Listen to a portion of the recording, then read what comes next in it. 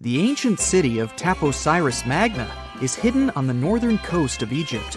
These days it has very little of its former glory, but what lies beneath it may hold the secret to uncovering a famous mystery, that of Cleopatra, the most memorable Egyptian queen in history. The recently discovered tunnel is also known as a geometric miracle for its time. Excavations have uncovered a 43-foot-long structure below the ground, which is partially submerged in water. Its shape and construction technique are similar to that of the Eupalinos tunnel, another amazing ancient discovery. This one is located in Greece and was built by excavating simultaneously from 2 points, aiming to have them meet in the middle. The use of math and geometry to make this construction was astonishingly precise for those days, more so since it was built near a mountain. Archaeologists that have been working on the Taposiris Magna site since 2004 believe this tunnel may lead to the lost tomb of Cleopatra. The clues they found so far seem to back up this theory. For starters, the city and its temple were built by one of Cleopatra's ancestors, Ptolemy II. All the architecture seems to indicate it was dedicated to the ancient spirit Osiris and his queen Isis. Throughout her reign, Cleopatra did try to associate herself with Isis, so it may be no surprise she chose this location as her final resting place. Scientists have yet to pinpoint Cleopatra's tomb, but research continues with the help of modern technology. To study this location better, archaeologists have even used a special device called ground-penetrating radar. This tool allows us to analyze what lies beneath the ground without being intrusive. Since this tunnel is so old, research needs to be done very delicately. Seeing pictures of what's underground before you start digging is incredibly useful and has been done here since 2011. Finally discovering Cleopatra's tomb may help us piece together her story, especially what might have happened during the last portion of her life, which is still surrounded by mystery. We still don't know the exact cause of her passing. Some believe she may have let herself be bitten by a poisonous Egyptian cobra. Others have suggested that she was well accustomed to toxic substances, even hiding some in her hairbrush in case she ever needed it. But that's not to say she chose to use it on herself. We do have a lot of other interesting information on Cleopatra that's equally as impressive, like the fact that she had a stylist. Most of the images you've seen depicting this famous queen show her wearing black eyeliner. This look was put together by Airas, a woman known to have been her personal beautician. She traced the long line from her eyes to her temples, a makeup technique still used today to enhance the eyes. Airas was an important figure throughout Cleopatra's life, known also as her confidant and close friend. There are even theories that suggest Airas was there by her side when she passed away. Despite her well-thought-out looks, Cleopatra wasn't as pretty as she's described. Or at least, that's what recent research has pointed out. Sure, if we look at movies and modern imagery, she's depicted as this incredibly beautiful woman with symmetrical and delicate features. However, if we look at coins showcasing her image from back in the day, her looks are rather average. Her image on the coins might have been adjusted, too, to make the queen look stronger in the eyes of her people. So there is no trusted source available to confirm her image, but her description in most pieces of ancient literature speaks of her other qualities, like her voice and personality, not of her beauty. Cleopatra might have been the most famous Egyptian queen to this day, but she wasn't the first choice. She did have an older sister, Berenice, that was initially supposed to take the throne. Berenice passed away before she could do that, so Cleopatra took on the role and began investing in her education. She traveled throughout the country quite frequently, so she could become accustomed to her people and their needs. She was only 18 when the responsibilities were passed down to her, and immediately gained popularity because of her intelligence and education. Her taste in literature was quite good too. She was known to be a fan of Homer, the famed Greek philosopher and poet. Cleopatra loved to write as much as she loved to read. There are even claims that she wrote a book on medicine and cosmetics, but we have no evidence to this day that such work ever existed. Part of being a great leader back then meant you had to speak multiple languages. Cleopatra clearly understood that, and that's why she's rumored to have known many languages to varying degrees. Some archaeologists suggested she spoke Greek, Egyptian, and Ethiopian, as well as many Arabic dialects. She might have even spoken Latin, but there's little evidence to support this claim. She might not have had angelic looks, but Cleopatra was really careful with the way she looked, even with her diet. She was known to have enjoyed simple meals, including a variety of fish. Since she lived close to the Mediterranean Sea, it's really no surprise. As a treat, she liked to eat stuffed pigeons, which she also served to her guests. Other dishes on the menu included vegetables and fava bean soup. Fruits and nuts weren't missing from her diet either, and she was also a big fan of honey.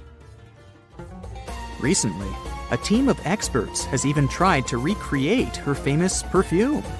Think of it like the ancient equivalent of Chanel No. 5.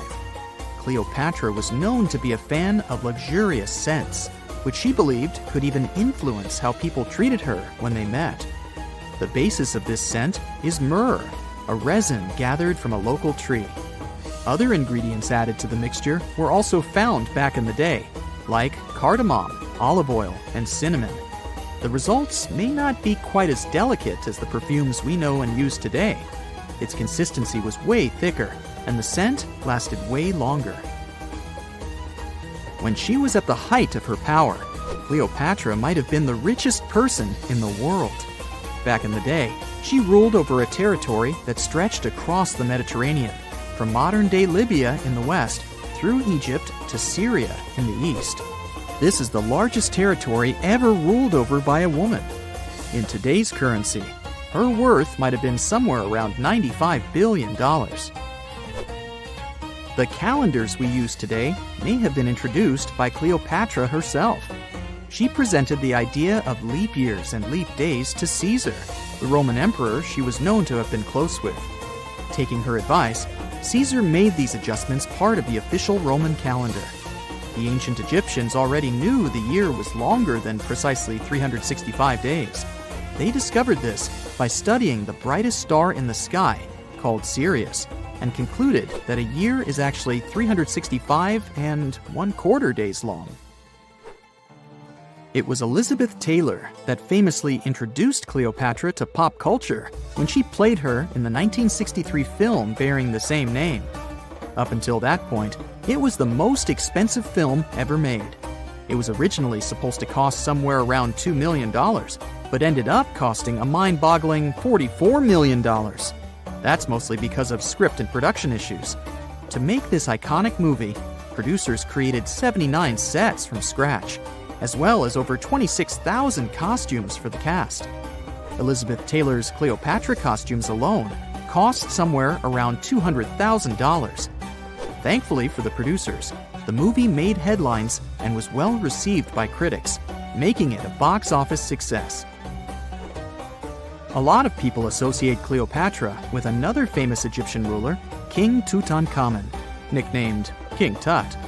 Surprisingly, apart from both of them being Egyptian pharaohs, they have nothing else in common. For starters, King Tut lived around 1,300 years before Cleopatra did, and there is also no connection regarding their ancestry. Cleopatra had Macedonian Greek roots, while King Tut was a native Egyptian. In November 1922, a boy walked through the desert mountains of Egypt and discovered some ancient steps carved into the rock. Subsequently, this find became one of the world's largest and most significant archaeological discoveries. This step was part of Tutankhamun's untouched tomb. Archaeologists found about 5,000 ancient objects, including jewelry, fabrics, painted vases, and funeral masks. You've probably seen one of them. It has become one of the most recognizable attributes of ancient Egypt. More than 100 years have passed since then, and now humanity has finally become close to another large-scale discovery, the tomb of Cleopatra. This queen was the last active ruler of the Ptolemaic Kingdom of Egypt, who sat on the throne from 51 to 30 BCE.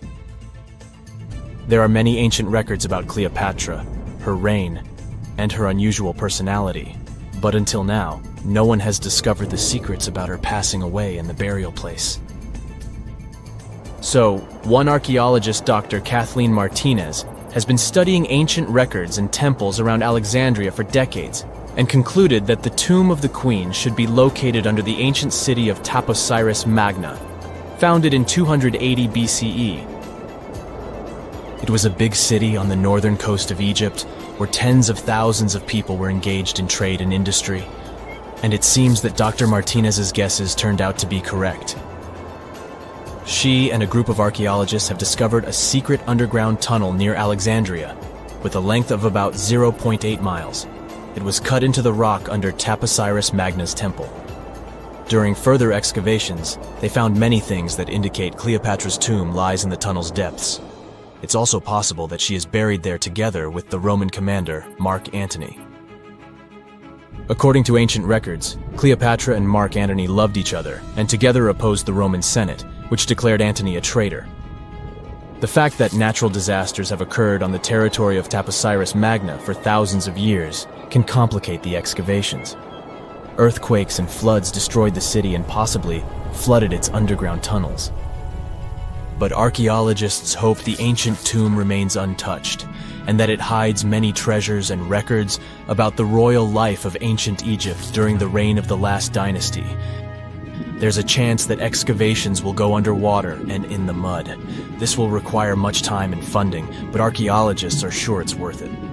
Anyway, it's too early to say that Cleopatra is really buried there, but scientists have found many things in the tunnel that confirm this, including clay pots, dozens of coins with the image of Cleopatra and Alexander the Great, as well as a bust with the image of the Egyptian queen. Cleopatra is still one of the most popular personalities in Egypt, on an equal footing with Ramesses III and Tutankhamun. She inspired many films, paintings, and books, but what made her so popular? She became famous for her inconsistency. She was a beautiful, intelligent ruler who pulled Egypt out of the crisis and made it a prosperous power. Medieval Arabic texts say she knew chemistry, mathematics, and philosophy, and may have written several scientific books. She knew several languages and had excellent diplomatic skills. At the same time, there are many legends that she was a femme fatale who drove many men crazy. However, there's no evidence that her beauty was incomparable. The image of a stunning model was created by Hollywood when it made several films where famous actresses performed the role of Cleopatra.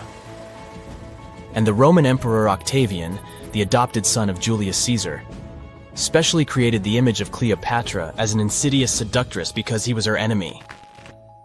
Even though she was born in Egypt, Cleopatra wasn't an Egyptian. Her ancestors were Greeks, among whom was one of the generals of Alexander the Great. However, the people of Egypt loved her. She learned the language and was very sensitive to the traditions of this country. She knew the history, mentality, and customs of ancient Egypt well. She raised the level of its economy and strengthened its status as a world power. Much of this was made possible thanks to her cunning and impressiveness. She loved theatrical performances and lavish celebrations. She knew how to surprise people and put on a show. But behind the exterior image of a luxury lover was an intelligent and calculating ruler. Ancient Egypt was a rich, luxurious country, and Cleopatra did everything to increase its wealth and strengthen its position in the international arena. For example, she was once in conflict with her brother Ptolemy XIII Odd. The queen knew that she wouldn't be able to resist him, so she decided to attract Julius Caesar to their side. The Roman emperor arrived in Alexandria, where Cleopatra wanted to meet him, but Ptolemy knew about her plans and was about to prevent her from coming to Caesar. Then, instead of a rich and noisy arrival, Cleopatra decided to make her visit inconspicuous. She wrapped herself in a carpet or linen bag the emperor's servants carried into Caesar's private chambers. Cleopatra emerged from the carpet and impressed the Roman emperor with her beauty and determination. As a result, they fell in love with each other and became close allies. After some time, She impressed another influential Roman for diplomatic purposes. She arrived to meet Mark Antony on a golden barge with purple sails and silver oars. Cleopatra was dressed in the image of Aphrodite and sat under a magnificent canopy. Her servants dressed like cupids and were blowing her fan and burning incense. But Cleopatra created such a show for a reason. She knew that Antony revered Greek mythology and considered himself the embodiment of Dionysus. As a result, he was so impressed with this woman that he ended up marrying her. Cleopatra defended her crown, strengthened her alliance with Rome, and bore Antony 3 children. In Egypt, they threw big parties and enjoyed wealth with power. However, the relationship of a high-ranking official with the Egyptian queen caused a scandal in Rome. Octavian was Antony's primary opponent in the struggle for power, so he exploited the situation to darken the competitor's reputation. He used propaganda to make Cleopatra an insidious seductress in the eyes of Roman citizens. He accused Antony of succumbing to her charms. The Roman Senate supported Octavian and declared Cleopatra an enemy. In 33 BCE, this conflict reached a high point when Antony's navy clashed with Octavian's fleet. The latter won and forced his enemy to flee to Egypt with Cleopatra. According to some records, they took refuge near Alexandria. Pursued by the Romans, they hid in one of Cleopatra's palaces and met their end. Some legends say that Cleopatra was an expert in poisons. She provoked a venomous snake, a viper or an Egyptian cobra, to bite her. Also, according to another legend, she pricked herself with a poisonous needle. There's a theory that Cleopatra always carried an ampule with poison inside her hairbrush. And when she was cornered, she soaked the needle with this poison and pricked herself. None of this can be said for sure. Scientists are still trying to find out the truth. Perhaps when they reach Cleopatra's tomb, the world will get more answers about her tragic fate. She is considered the last ruler of Egypt. After her passing, Octavian plundered her palaces and temples and returned to Rome, where he became the main emperor. He successfully ruled the country and expanded its borders. His reign ended when he turned 75. World history would have looked different if Cleopatra and Mark Antony hadn't lost that naval battle. By the way, did you know that more time has passed between Cleopatra's reign and Neil Armstrong's flight to the moon than between the reign of the Egyptian queen and the construction of the Great Pyramid of Giza? Armstrong took a step on the Earth satellite in 1969, 38 years after the birth of Cleopatra. And the construction of the pyramid took place in 2560 BCE. Imagine how long the history of ancient Egypt is. Cleopatra is closer to us in time than to the pyramids. No man shall ever find my tomb. That's what, according to rumors, Cleopatra once said. Rumor has it really wasn't about the gender. She wanted no living soul to disturb her, and I think she meant that no human would ever discover the location of her grave. But, surprisingly, it was indeed a woman who was closer than anyone before to finally discovering the Queen's resting place. Meet Kathleen Martinez Berry, a criminal lawyer turned archaeologist. She got so intrigued with Cleopatra's story that she packed her bags and went to Egypt with no official support and even no permission from the authorities. All she had was pure determination to find the Queen's tomb. Now, you could say Kathleen had always been ahead of the game. She skipped grades in school, mastered piano, chess, swimming, and martial arts, and grew up listening to top intellectuals debating in her home. And she even got her law degree at just 19, and archaeology was her side passion. She had never actually been to Egypt, never dug up a single artifact. But her fascination with Cleopatra went all the way back to an argument with her father in 1990. That day, she walked into his library looking for a copy of Antony and Cleopatra by Shakespeare. Her dad, Fausto Martinez, a professor and legal expert, casually called Cleopatra a seductress. Kathleen wasn't having it. She fired back, arguing that history had been totally unfair to Cleopatra. The Romans, she said, wanted to destroy her reputation, and for centuries, people had just believed their version of the story. The debate went on for hours, and in the end, her father admitted maybe he had judged Cleopatra too harshly. That conversation changed everything for Kathleen. From that day on, she read every ancient text she could find, especially Plutarch's account of Cleopatra and Mark Antony. The more she learned, the more convinced she became that Cleopatra wasn't just some queen who fell for the wrong guy. She was a genius, playing a dangerous political game to keep Egypt independent. And the more she read, the more she started thinking, what if everyone had been looking for Cleopatra's tomb in the wrong place? That thought stuck with her. When she was caring for her second child, she earned a master's in archaeology. Multitasking. That reignited an obsession that would take over her life, uncovering the truth about Cleopatra. Even though most experts believe that Cleopatra's tomb, along with the final resting place of 13 other Ptolemaic rulers, lies somewhere beneath modern-day Alexandria, Dr. Martinez has a different idea. She believes Cleopatra was buried at Taposiris Magna, an ancient temple dedicated to Osiris, the Egyptian deity of the afterlife. But she still needed an ancient foundation plate. These plates, about the size of a smartphone, were placed beneath important temple structures and often contained inscriptions explaining when and why the temple was built. If she could find a plate that confirmed the temple was dedicated to Isis, Cleopatra's patron deity, she'd have solid proof that this was the right place to look. Nothing could deter Martinez. She excavated the entire temple site, digging deeper than anyone before her. Her team found coins with Cleopatra's name and face stamped on them. It meant Cleopatra had a direct connection to this site.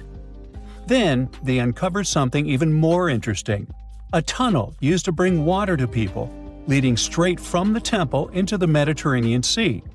So, if parts of the temple had already sunken into the water, could Cleopatra's tomb be down there too? Martinez needed proof to convince Egyptian authorities to let her search underwater. And, against all odds, she found the missing foundation plate. On it, the pharaoh offered a large area of Nubia to deity Isis. That was it, the confirmation she needed. The temple was indeed dedicated to Isis, proving her theory wasn't just speculation. If one temple was on land, Martinez suspected the second temple, possibly Cleopatra's tomb, had collapsed into the sea. She needed help from experts in underwater archaeology, so she reached out to Robert Ballard, the guy who discovered the Titanic. With support from the Egyptian authorities, she and her team began exploring the waters off the coast of Alexandria. And what they found was mind-blowing.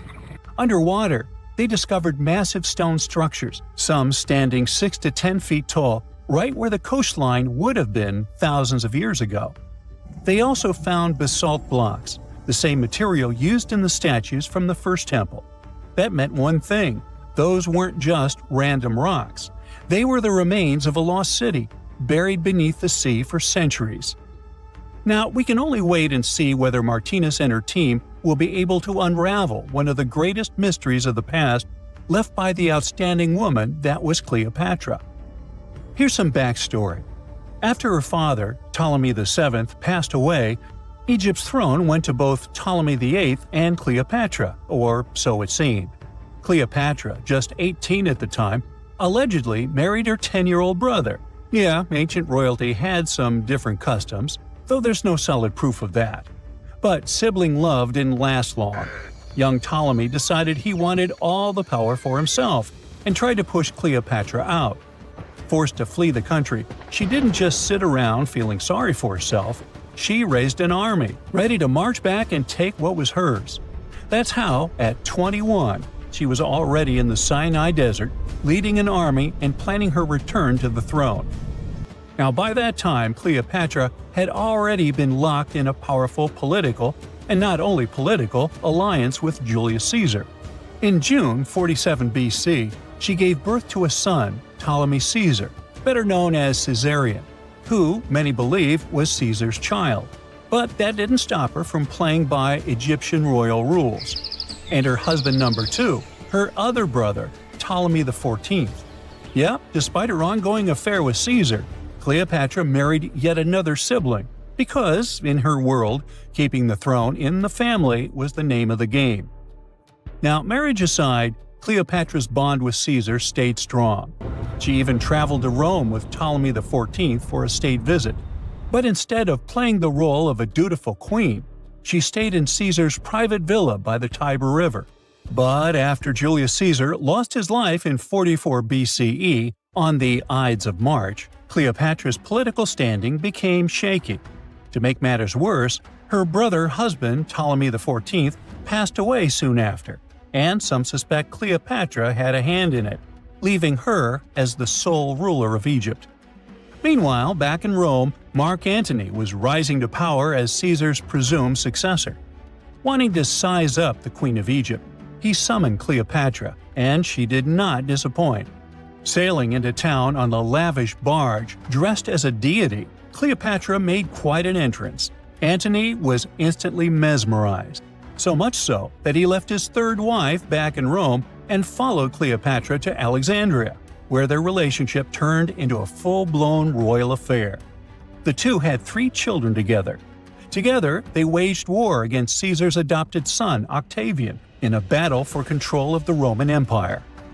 The last time the queen was seen, she was in her mausoleum, dressed in full royal splendor, diadem on her head, lying on what Plutarch called a golden couch.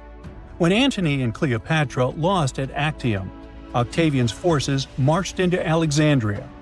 Cleopatra apparently knew the end was near, so she locked herself inside her mausoleum, surrounded by gold, silver, pearls, and priceless art. Those were the treasures she threatened to burn rather than let the Romans take them. Antony, meanwhile, wasn't going to let the Romans capture him alive. He wounded himself with his own sword, but before he passed away, he was carried to Cleopatra's side. She held him as he took his last breath in her arms. A little over a week later, Cleopatra made her own choice. Rather than face humiliation as Octavia's prisoner, she ended her life. Legend says it was the bite of a deadly asp, though history isn't quite clear on that. At the time, Cleopatra was only 39. Sounds like a rather full life to me. It's 1898, and you're taking part in excavations in Saqqara. This place, not far away from Cairo, is full of ancient tombs and pyramids. You're in your Indiana Jones mood and hope to find something really phenomenal to become famous. Gold, manuscripts, treasure maps, mummies of famous pharaohs. Wait, a wooden bird? You're really disappointed as it looks like a regular toy. An old one, but still. Little do you know that years later, someone would propose that your bird was actually an ancient monoplane. So the artifact, nicknamed the Saqqara bird, is made of a sycamore tree. The birdie has a wingspan of just 7 inches and weighs around 40 grams. A perfect original souvenir from Egypt, I would say. It's over 2,000 years old and looks pretty plain, without any carvings of feathers or other intricate ornaments.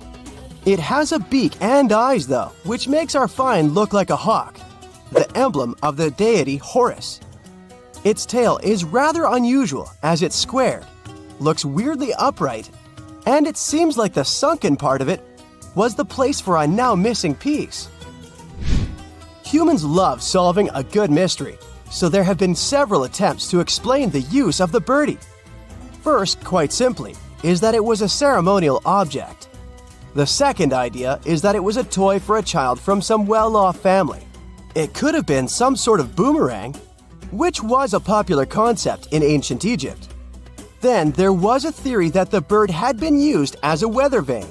But this one has been debunked as the figure doesn't have any holes or markings, except for the one made at the museum in Cairo to fix the exhibit on a stick. So there was no way to hang it in the past. Almost a century after the bird was found, Egyptologist Dr. Khalil Masiha proposed a new theory that it could have been a model of a monoplane. He believed the bird was missing a horizontal tailplane. Otherwise, it had its wings set at a right angle, similar to that of modern planes. It could have worked to generate the aerodynamic lift necessary for flights. Dr. Masiha also claimed that it was common at that time to place miniature models of technological inventions in tombs. So, did the ancient Egyptians really invent the plane in 200 BCE? That would make the Wright brothers, who are considered the inventors of aviation, really upset. they made one of their first flights only in 1903. There's just one way to know for sure, and that is to test the model. But you know, the ancient museum in Cairo would unlikely let one of their cherished exhibits fly around like a toy. That's why glider designer Martin Gregory built a similar model, this time of balsa wood, and concluded that even with the missing tailplane, the plane wasn't much of a flyer. Case solved? Not really. This didn't sound convincing enough to the History Channel, so they invited an aerodynamics expert to build another replica of the bird. He tested it in weather conditions similar to those in Egypt and was impressed with the little plane's abilities. So, if they did invent the prototype of a plane back in the times of pharaohs, it would be a good example of an oopart. That's an out-of-place artifact, an object that's way ahead of its time in terms of technology or history. And the Saqqara bird isn't the only example of such a revolutionary concept. In 1901, a group of divers retrieved the Antikythera mechanism from an underwater shipwreck near the Greek island of Antikythera. It's been dubbed the world's first analog computer, and it's currently dated around 100 BCE. The bronze mechanism could tell the position of the sun, moon, planets, and stars, as well as the lunar phase, the dates of upcoming solar eclipses, and even the speed at which the moon moves through the sky. No one's sure who used it and how or where it was made, but it's obvious that it's extremely precise and way too advanced for its time. The first flushing toilets in the world were invented in the middle of the 20th century. Just kidding. The ancient Minoans on the Mediterranean island of Crete and the Indus Valley civilization both came up with this brilliant invention at the same time, around 4,000 years ago. The plumbing and sanitation were so well done that no one managed to design anything better until 2,000 years later. One ancient Minoan lavatory was discovered at the Palace of Knossos. It looks like it had a wooden seat set over a tunnel that directed water from a rooftop reservoir to an underground sewer. Other varieties got water from jugs. Only the super rich people could afford all this glory. So if you wanted to shop for real estate back then, the flushing toilet would be a telltale sign you were in the rich neighborhood. Automated doors became a cool, seemingly new invention back in 1931. But the technology behind them is actually much older. Think the 1st century CE old. Mathematician and engineer Heron of Alexandria came up with a hydraulic system to open and close temple doors. To bring it into action, you need to light a fire to produce heat. There was a brass pot under the fire, half filled with water. The inventor connected the brass pot to containers that acted as weights. When the fire was burning, the water moved into the containers. They went down and pulled the ropes. It was nothing like a supermarket door that opens in front of you before you even have time to think. Heron's door took hours to open, and there was no way to stop the process. That's why they only opened the doors once a day before people entered the temple, to add some mysticism at the temple during ceremonies. Spooky. Looks like the first ever battery was invented in Baghdad around 2,000 years ago. A German archaeologist found this oval-shaped clay jar in 1938. Scientists are still not sure what purpose it served and who exactly invented it. There is a theory that it was used for electroplating objects with precious metals. When they filled it with a weak acid like vinegar, the battery produced around 1 volt of electricity. Another theory says it was a vessel for sacred scrolls. Would you like to buy contact lenses designed by Leonardo da Vinci himself? In 1508, he invented a glass lens with a funnel on one side. You were supposed to wear it with water inside to improve your vision. Sounds a bit uncomfortable, doesn't it? So, around a century later, French scientist René Descartes decided to improve the idea and make the cornea contact the future lenses. Contacts because they contact your eyes. Get it? The glass tube with liquid did help improve vision, but blinking was sadly impossible. 2.5 centuries later, new technologies in the glass industry let scientists design contacts that would fit in the eye and even let the wearer blink. Thanks, guys! Still, those lenses were made of heavy blown glass and didn't let the eye breathe. About 50 years later, contacts became plastic, lightweight, unbreakable, and scratch-resistant, but still covering the entire eye. And then, in 1948, an English optical technician accidentally sanded down a plastic lens and figured out they'd still be in place even if they covered only the cornea. Imagine you're living in 19th century London and need to send a message to New York. It would have taken about 10 days to get there by ship. So when delivery time went from days to hours in 1858, it was a true sensation. The first message was sent by Queen Victoria herself. It was all made possible thanks to the transatlantic telegraph cable, running under the ocean. Sadly, the new cool invention only lasted a few weeks. It took years to bring it back to life. Consider the Great Pyramids, one of the original 7 wonders of the world and the only one that still exists today. Did you know that the pyramids of Giza weren't the only pyramids out there? And they weren't even the first ones. First, there were the pretty good pyramids, but they didn't catch on. Nah, I made that up. Back to the story. In ancient Egypt, it was believed that kings were chosen by gods to serve on earth as their mediators. In the afterlife, they were expected to become gods themselves. The pyramid complex was built to make sure that the king had everything they might need in the afterlife. The complex included the pyramid, a palace, and temples. The tomb in the pyramid, where the king was buried, was filled with many things they might need, like furniture, food, and gold vessels. Actually, the first pyramid had been built 80 years before the first pyramid of Giza appeared. Overall, there were around 100 of them. Some weren't finished though, since the construction took a while and not every pharaoh lived long enough to see the end of the construction. And now let's talk about the construction itself. The biggest of the pyramids of Giza is as tall as a 40-story building. So how on earth did they manage to build a structure that massive 5,000 years ago, long before machines and other equipment appeared? Well, let's figure it out. So Pharaoh Khufu ascended the throne around 2575 BCE, and his architects started the construction of the oldest and biggest of the pyramids of Giza. He figured that over 2 million limestone blocks had to be used to build the pyramid, each weighing around 2.5 tons, around the weight of a rhino. The architect wanted to finish the construction in 20 years. To make it possible, a stone had to be carried and pushed into place every 4 minutes, 24 hours a day, 7 days a week, and 365 days a year, except leap year.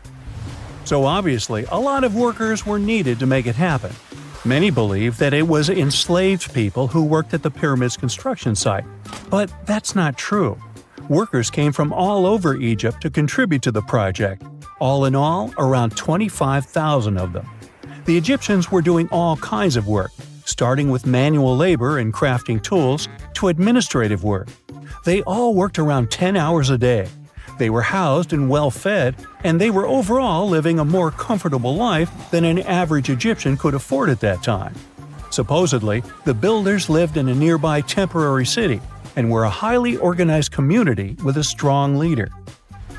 The pyramids seemed to be designed to align with the points on a compass, and their sides symbolized the rays of the sun. But back at that time, there were no compasses. Ancient Egyptians figured out the directions themselves and with amazing precision. To align the pyramids, they used 2 constellations. The construction site was arranged on the west bank of the Nile River. This also had a symbolic meaning. Just like the sun sets in the west, life sets in the west as well. The second pyramid of Giza was for Khufu's son, Pharaoh Khafre. It's a bit smaller, but this one has the famous noseless statue of the Sphinx. Of course, originally it had a nose. I would tell you what happened to it, but it's still a mystery, and no one knows for sure. Sphinxes have the body of a lion and the head of a human. They were considered guardians of important areas. This famous sphinx, also pronounced sphinx, has the head of Pharaoh Khafre and is guarding his pyramid, facing the sunrise. The sphinx is one of the biggest and oldest statues in the world. Originally, it not only had a nose, but was also painted. Scientists have discovered traces of the red color of its face. So, most likely, the sphinx was painted red. There are also remains of yellow and blue color on its body. The statue definitely wasn't boring. Till around 1800, the Sphinx was buried up to its shoulders until an adventurer with a team of 160 men dug it out. But let's get back to the construction. The workers, of course, needed stone blocks. There were two main places where people could get these stones. One source was close to the construction site, but that fossil-lined yellow stone was only suitable for the pyramid's interior. The limestone blocks for the exterior were hauled from 8 miles away on 30-foot-long sleds. Apparently, it wasn't too hard to pull them. The sand mixed with the right amount of water was pretty slick, and 10 people could move a sled even with a rock weighing so much. Surprisingly, cutting off a block of limestone wasn't the biggest problem. When in the ground, it was soft and could be split relatively easy. But after getting exposed to the air, limestone hardens. So the most difficult part was to shape the blocks. That step was crucial because the smallest inaccuracies could lead to the whole pyramid collapsing. So, okay, those limestones were mined, carried on a sled, shaped, and then what? How could they be put into place? Well, this is still a mystery. Archaeologists have discovered the remains of a ramp system that dates back around the time the pyramids were being built. So historians have come to the consensus that, most likely, the Egyptians designed a unique ramp system to move and pull huge stone blocks. The most common opinion is that there were several ramps around the pyramid. There probably was a central ramp with 2 staircases on each side of it built over the pyramid stones. The ramp was growing as the pyramid was getting higher. People might have been walking up the stairs, pulling up stones on wooden sleds. But this is just one of the options.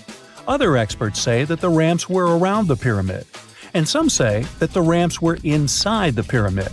Maybe we will never know for sure, and it'll forever remain a mystery.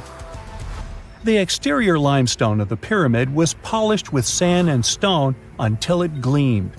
On top, there was a gold and silver capstone, which glimmered over Egypt like a second sun. So, that's how it was 5,000 years ago. Now, about the interior. Surprisingly, there's not much inside the pyramid. Most of it is just solid stone with very little open space. But let's take a quick look inside. From the entrance, there are 2 stairways, one going down and the other going up. They take us to the chambers. There are 3 of them inside. Now, why is that?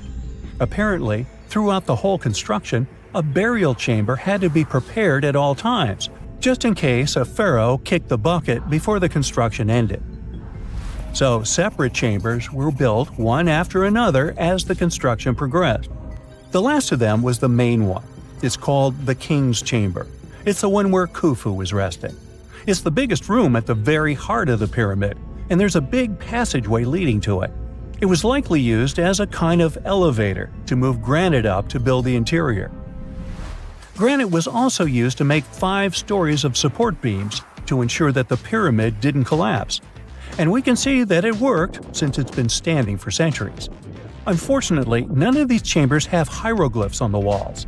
If you want to see the writings, you should go to the decorated tombs near the pyramids. Those pieces of art are depiction of ancient Egypt's culture and daily life. The texts allow researchers to study their language and grammar. The treasures that once were in the pyramids have been taken by people.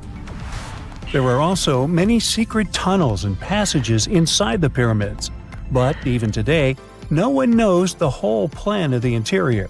Scientists have been sending little robots with cameras inside for many years, but there's still a lot we don't know about the pyramids.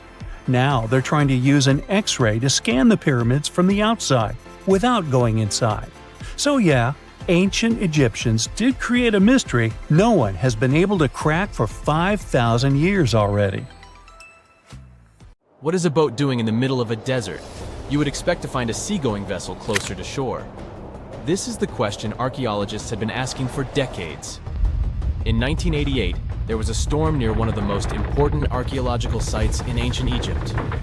A wooden structure emerged from the sand. It was hollowed out by termites. Scientists were determined to solve its mystery. In 2000, they began excavating the site near Abydos, Abydos. An American team of experts soon discovered a boat that was 70 feet long, and it wasn't alone. In total, there were 14 boats neatly resting next to each other. It was impossible to completely dig out the boats because of their poor condition. Luckily, the wood was preserved enough to get a sample.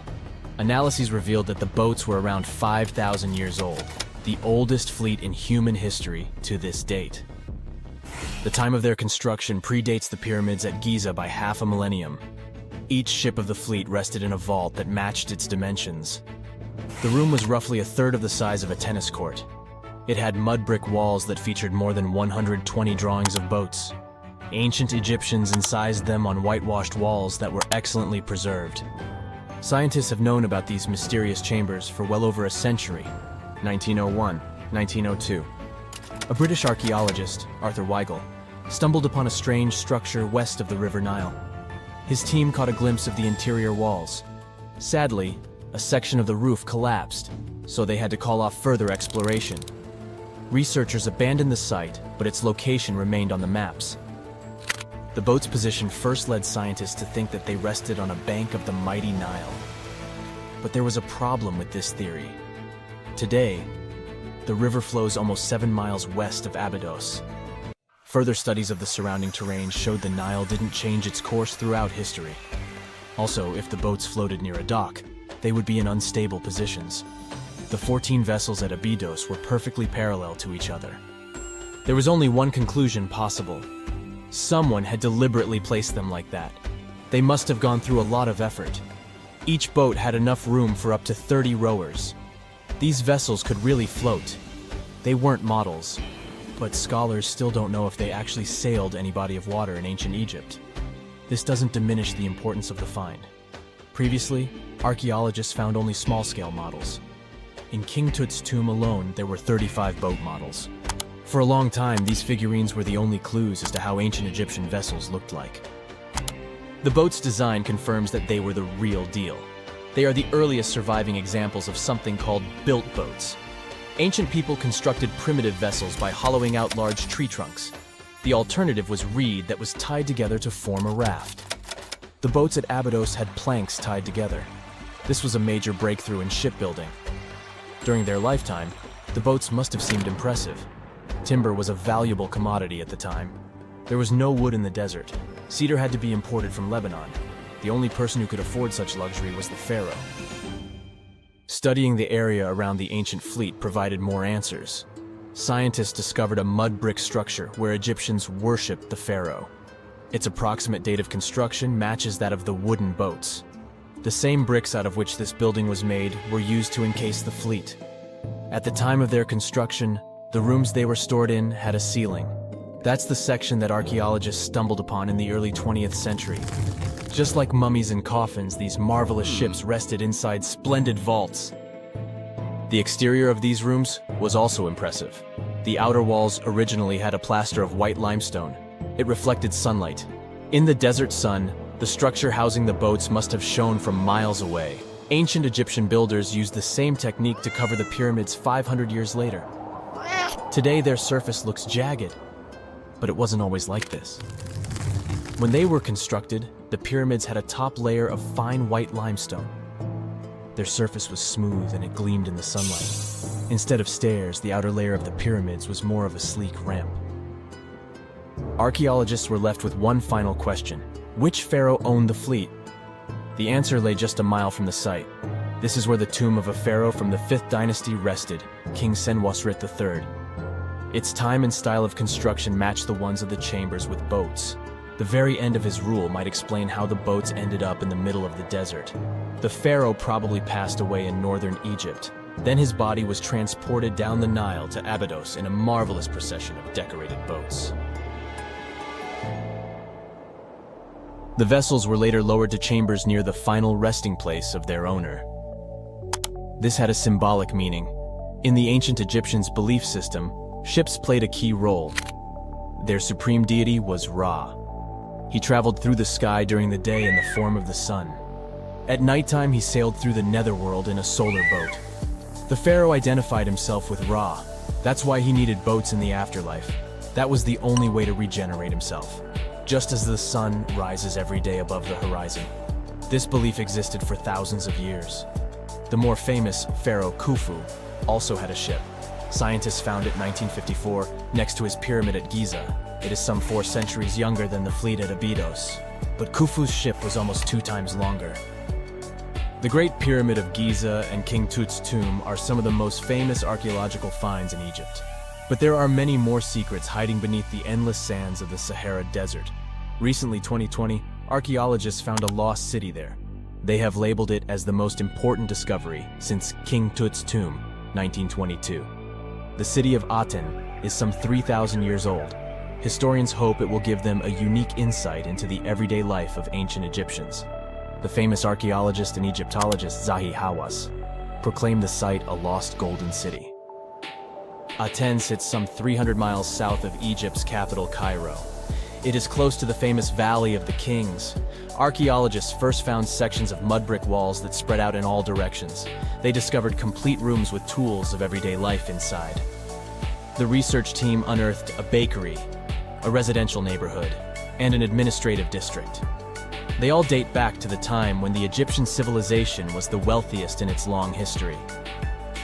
They were also the first to make objects from iron. In 1911, scientists found a set of iron beads near a village in Lower Egypt, El Girza. These are the earliest known iron artifacts. The discovery is literally out of this world. Ancient people made them by beating into shape a piece of a meteorite. The 9 beads were once part of an ornate necklace. They are now blackened and corroded, which is perfectly normal for a piece of jewelry that is over 5,000 years old. They consist of an iron-nickel alloy. Researchers were impressed by the skill of ancient jewelers who processed the beads. Their craftsmanship is more impressive when you think that they didn't know the stellar origins of the material. The Great Pyramid of Giza also has a remarkable feature. An international research group investigated the electromagnetic response of the structure to radio waves. They found that the pyramid has the ability to concentrate electromagnetic energy inside it. This occurred inside its chambers as well as under the pyramid's base. It contains an underground, unfinished chamber. It seems that the electromagnetic response is connected with the properties of limestone, the Great Pyramid's main building material. The research results might have a practical application. The way solar cells and nanosensors function could be improved by this remarkable find.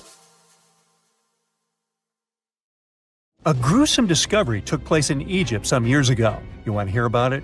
16 human hands, carefully buried in 4 eerie pits. They didn't look too much like human hands at first, since they were abnormally large, but they were. Weirdly, there were only right hands. No left hands were in sight. It turned out that it points to the practice of an ancient dark ritual. Old Egyptian art and tales talked of a ceremony where warriors would present the right hand of their adversaries as proof of victory and ask for gold in return. Egyptians believed in the afterlife, so cutting off someone's hand meant you cut off their power eternally. Guaranteeing this type of defeat was interesting to the winning party. Here, the fight was between Egyptians versus Hyksos, who lived in what was once known as Canaan. Egypt has always been the center of some history-changing findings, and some time ago, this papyrus was found. If we stretched it open, it would be just a tad bigger than the height of a skyscraper. The world's tiniest skyscraper, which is located in Wichita Falls, Texas. When humans didn't write on their notes app, they wrote on this thing, made from the medulla of a papyrus plant. Around 2,000 years ago, ancient Egyptians wrote something reminiscent of a book where they describe most of their funerary traditions and their visions of the afterlife.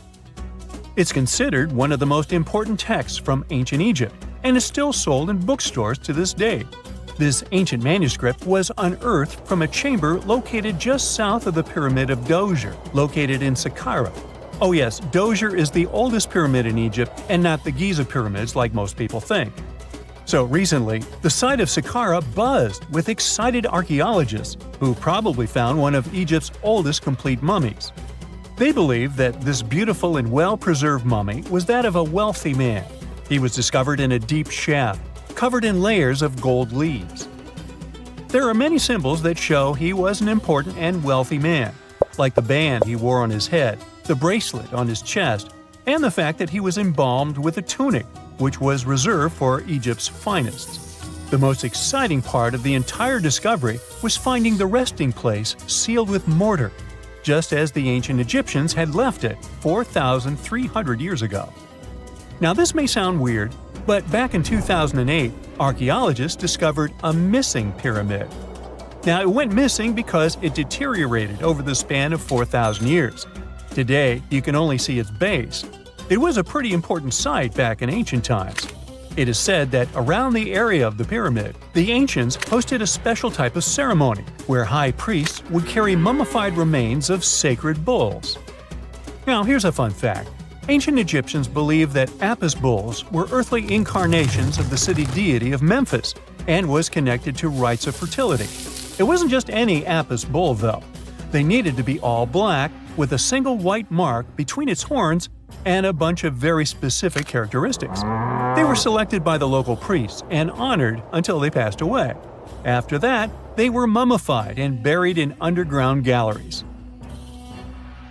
Meanwhile, this missing pyramid sort of disappeared around the 1800s. It was a German archaeologist who first found it in the village of Saqqara. He called it the Headless Pyramid when he first found it. But then, years after the official discovery, the desert sand came along and covered the whole thing. There were some excavations between the 19th and 20th centuries, but they weren't too systematic.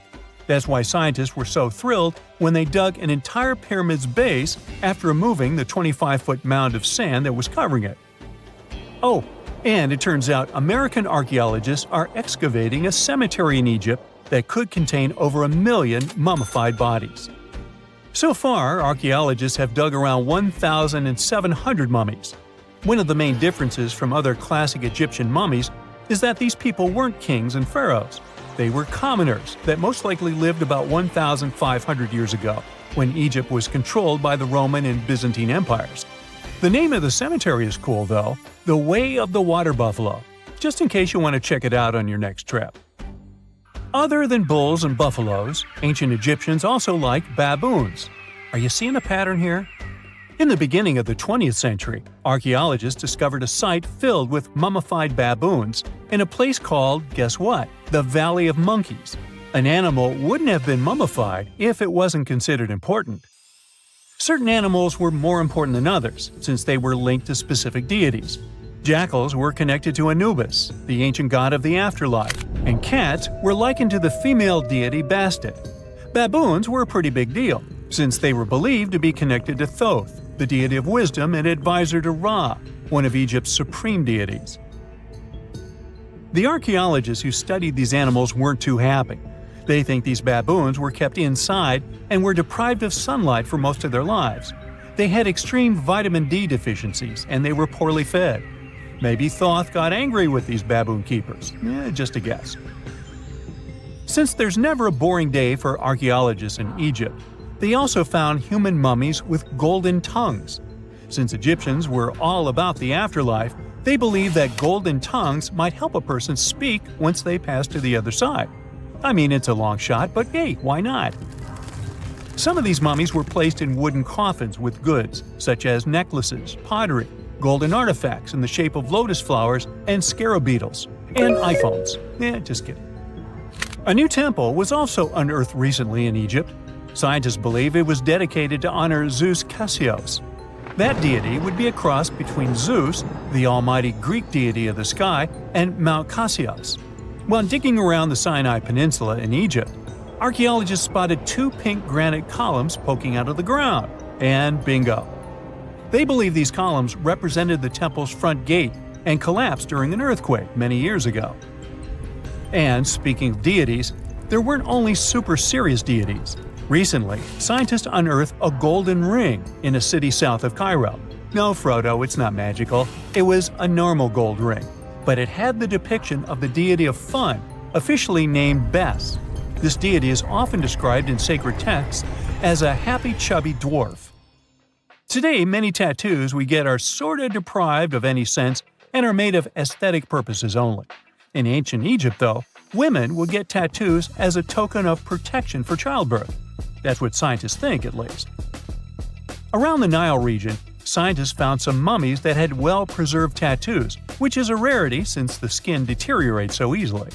2 of these women tattooed their lower backs, and the drawings were simple. They were mostly pictures, including that same chubby dwarf we just talked about, Bes. He also had a side hustle as the protector of women during childbirth. Now, would you believe me if I told you ancient Egyptians invented robots? No? Well, that's because that's not entirely true. Sure, they were astronomers, mathematicians, and engineers, and somehow they also squeezed an eccentric invention into that package. An automated deity some scientists called Hathor. This wooden statue had been in the Metropolitan Museum of Art for years before someone noticed its secret. With the help of an X-ray machine, specialists discovered a mechanical operating system inside it. The pulley-like axis goes from the statue's shoulder to her left leg. When the system rotates, the statue raises and lowers her hand. Hey, pick me! Pick me! For more than 3,000 years, the gold mask of Pharaoh Tutankhamun stayed hidden in the Valley of the Kings. This artifact, which stands about 21 inches tall, shows how skilled and artistic the ancient Egyptians were. But nobody expected that X-rays would reveal its biggest secret. King Tut was the last ruler of his family during the 18th dynasty.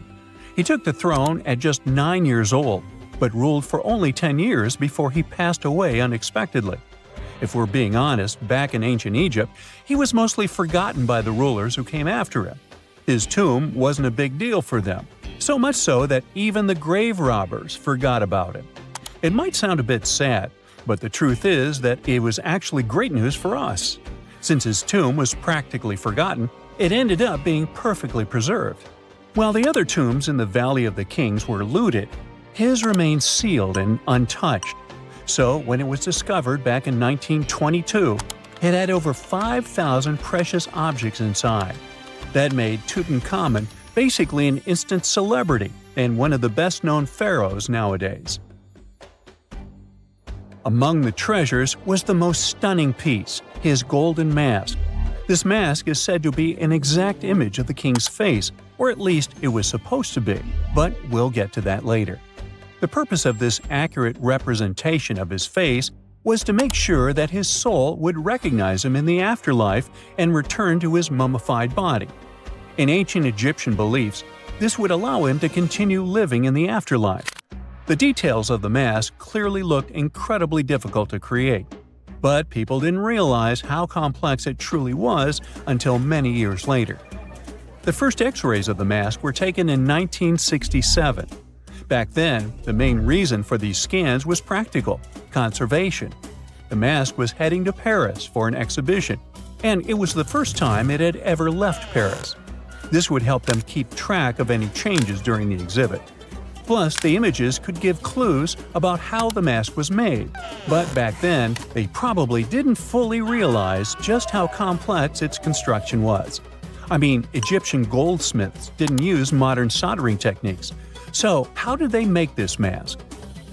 New X-rays taken in 2007 gave us some answers. It turned out the Egyptians didn't use pure gold, which is 24 carats. The mask was actually made of 23-karat gold, meaning it was mixed with another material. So, specialists discovered that the gold sheets contained a small amount of copper, a reddish-brown metal. This was likely done to make the material more flexible and easier to shape.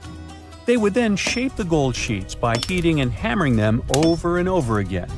But there was one more secret inside the mask that wasn't discovered until 2015. The year before, the staff at Cairo's Egyptian Museum were working on the mask display when the long beard of the mask accidentally got knocked off.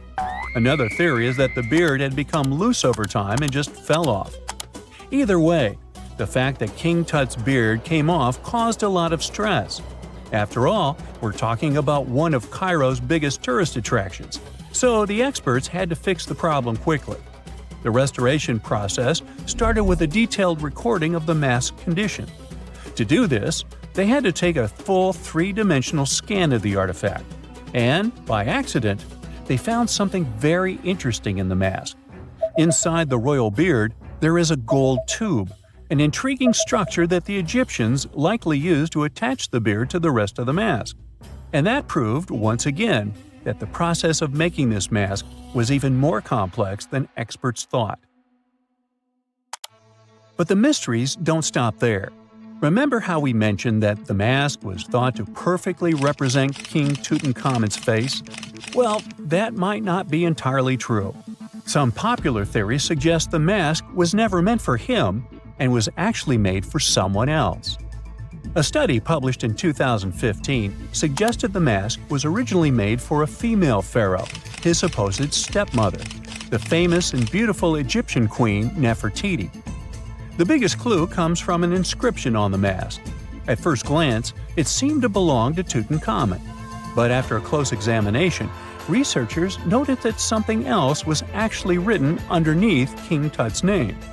The royal name stamp seems to have been altered, and originally it had something written on it that translates to Queen Nefertiti. There is another feature of King Tut's golden mask that was overlooked for years, which adds even more mystery. As we mentioned earlier, experts believe he wasn't respected much by the pharaohs who came after him. And one of the clues that made archaeologists think this is the pierced ears on the mask. Some researchers believe that King Tutankhamun wouldn't have worn earrings after he was a kid.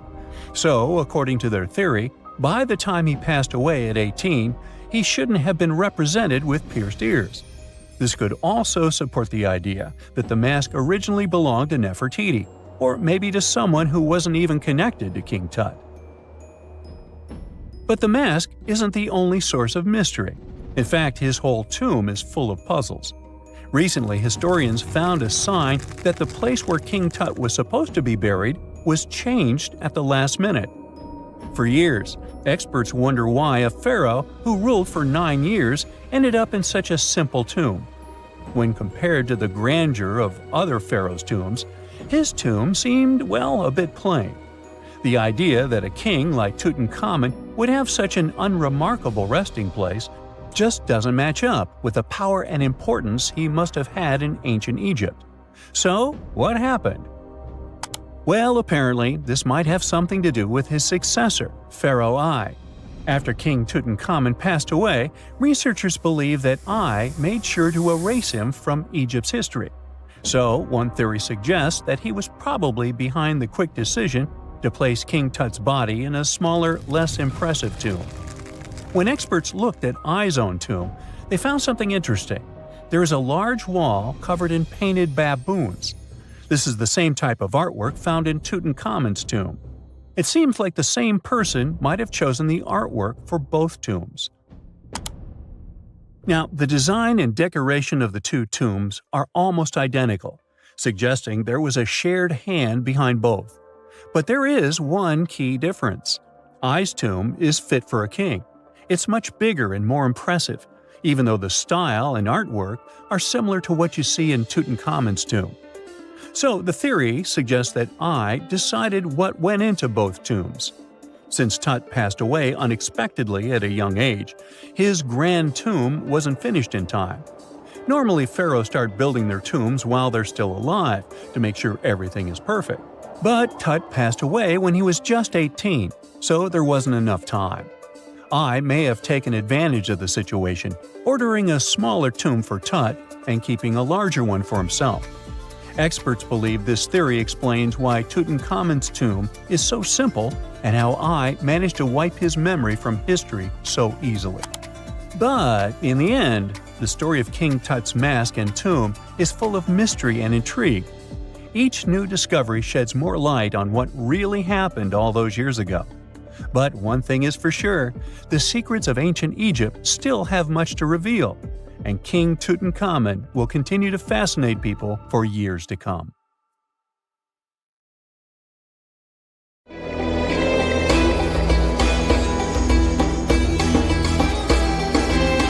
The Great Pyramid was created as the final resting place of ancient Egyptian monarch Khufu. According to legend, French leader Napoleon entered the Great Pyramid and came back out looking shaken and super pale. He never revealed what he saw inside, but whatever it was is said to have affected him for the rest of his life. When Napoleon entered the pyramid, he would have walked through a super tight and ascending passageway. He'd then go through another passageway, known as the Great Chamber. This corridor would have been much taller than the previous one, and would have cobbles too.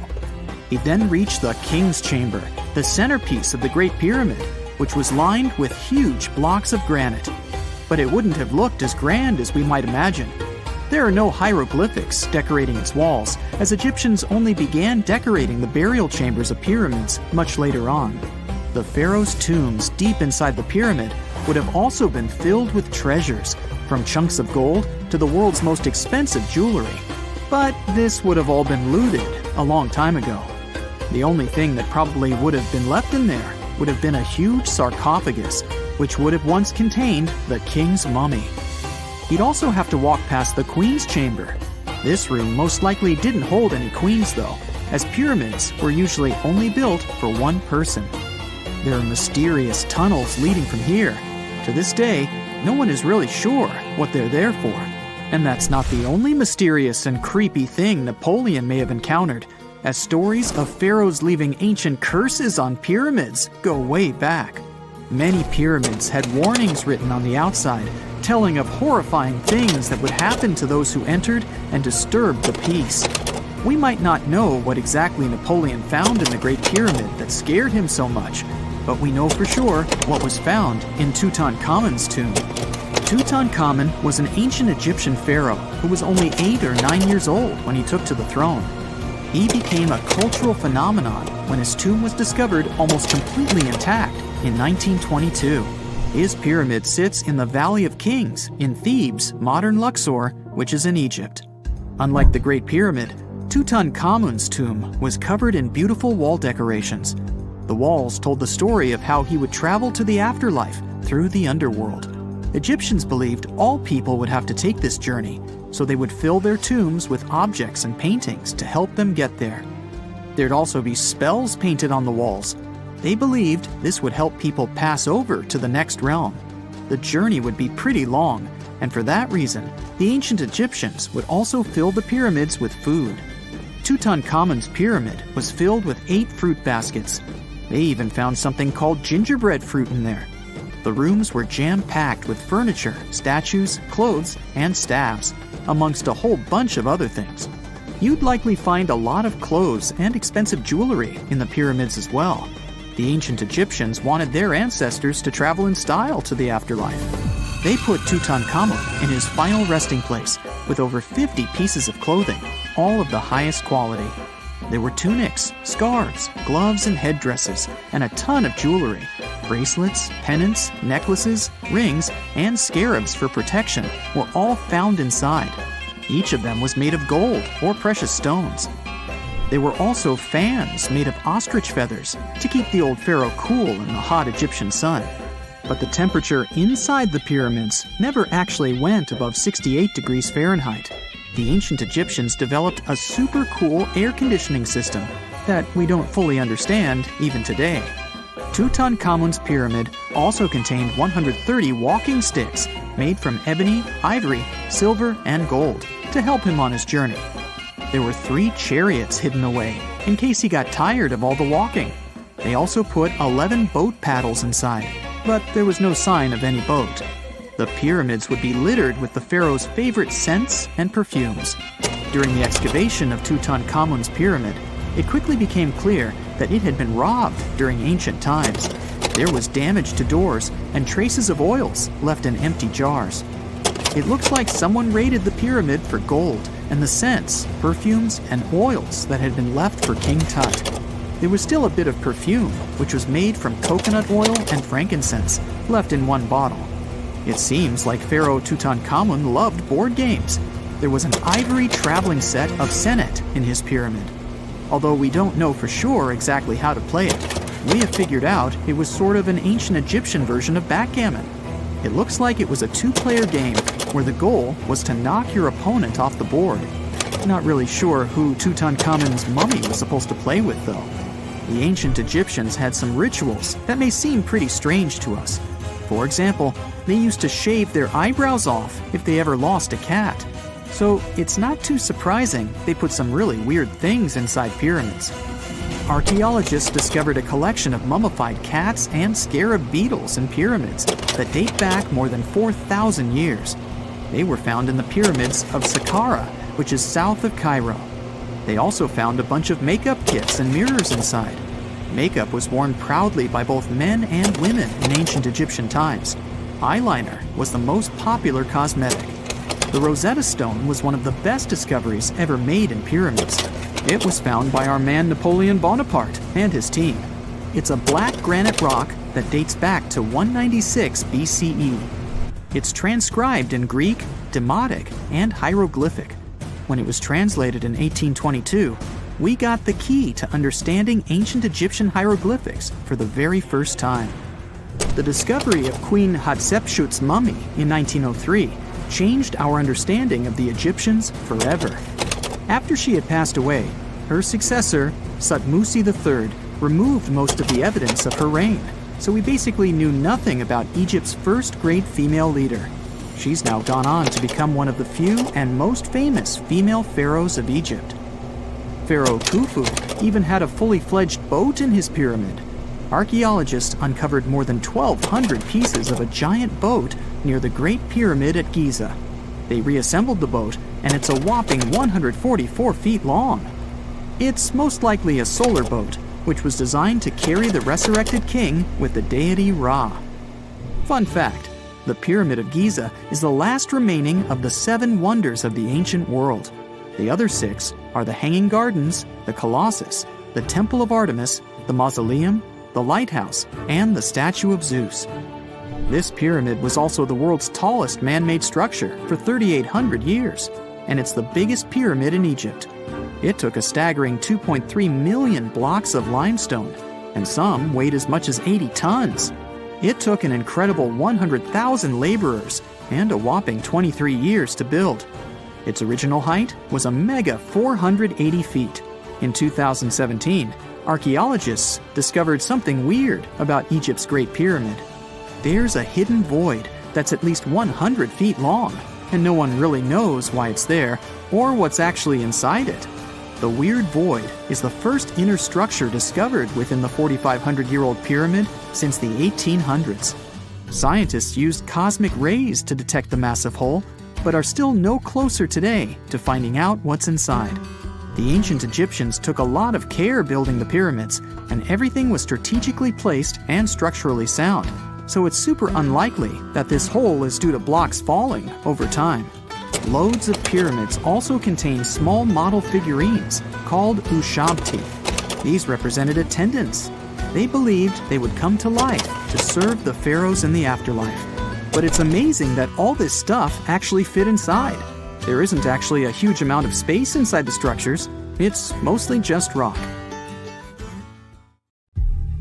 Unlike many other ancient Egyptian burial grounds, King Tutankhamun's tomb stayed hidden and free of unwanted thieves for 3,000 years. One reason was that the tomb was smaller than average and tucked away in a place called the Valley of the Kings. This area was already being extensively explored by the time they stumbled upon Tut's spot. The entrance was all covered in debris from building a nearby tomb, which must have also helped keep it a secret. There were also 0 writings or signs on the outside of the tomb. Time passing also played a part in keeping it in amazing shape until the 1920s, when a man named Howard Carter finally made it in. But was Carter that big of a hero? Some recent findings say he might have been sneakier than initially thought. People used to think Carter wasn't just a glorified treasure hunter, he was a true archaeologist. Before Tut, he had been on a relentless quest for Egyptian artifacts. He discovered his interest in these unusual objects when he was a child, and soon started drawing the sculptures and inscriptions that were found in ancient tombs. After stumbling upon the remains of King Tut, Carter spent a decade recording and processing all sorts of objects, like golden thrones, chariots, and statues from Tut's tomb, shipping them down the Nile to Egypt's museum in Cairo. Well, at least that was the official story. More recent discoveries claim that not all of the objects made it to Egyptian officials. A secret letter seems to uncover Carter's little 10 for them, 1 for me policy. The letter in question was sent to Sir Alan Gardiner, a philologist and friend of Carter's, dated from 1922.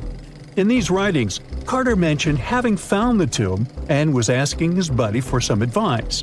In another letter from 1934, Gardiner seems to be thanking Carter for an amulet, which was sent to him as a thank you gift. Carter was adamant that it didn't come from Tut's tomb, but evidently it did. Even the British director of the Egyptian Museum was onto Carter's sneaky endeavors, but couldn't prove it. He compared Gardiner's amulet to others from Tut's tomb, and lo and behold, they were a perfect match. Gardiner was so disappointed to have been put in such a sticky situation that he vented to Carter in another letter.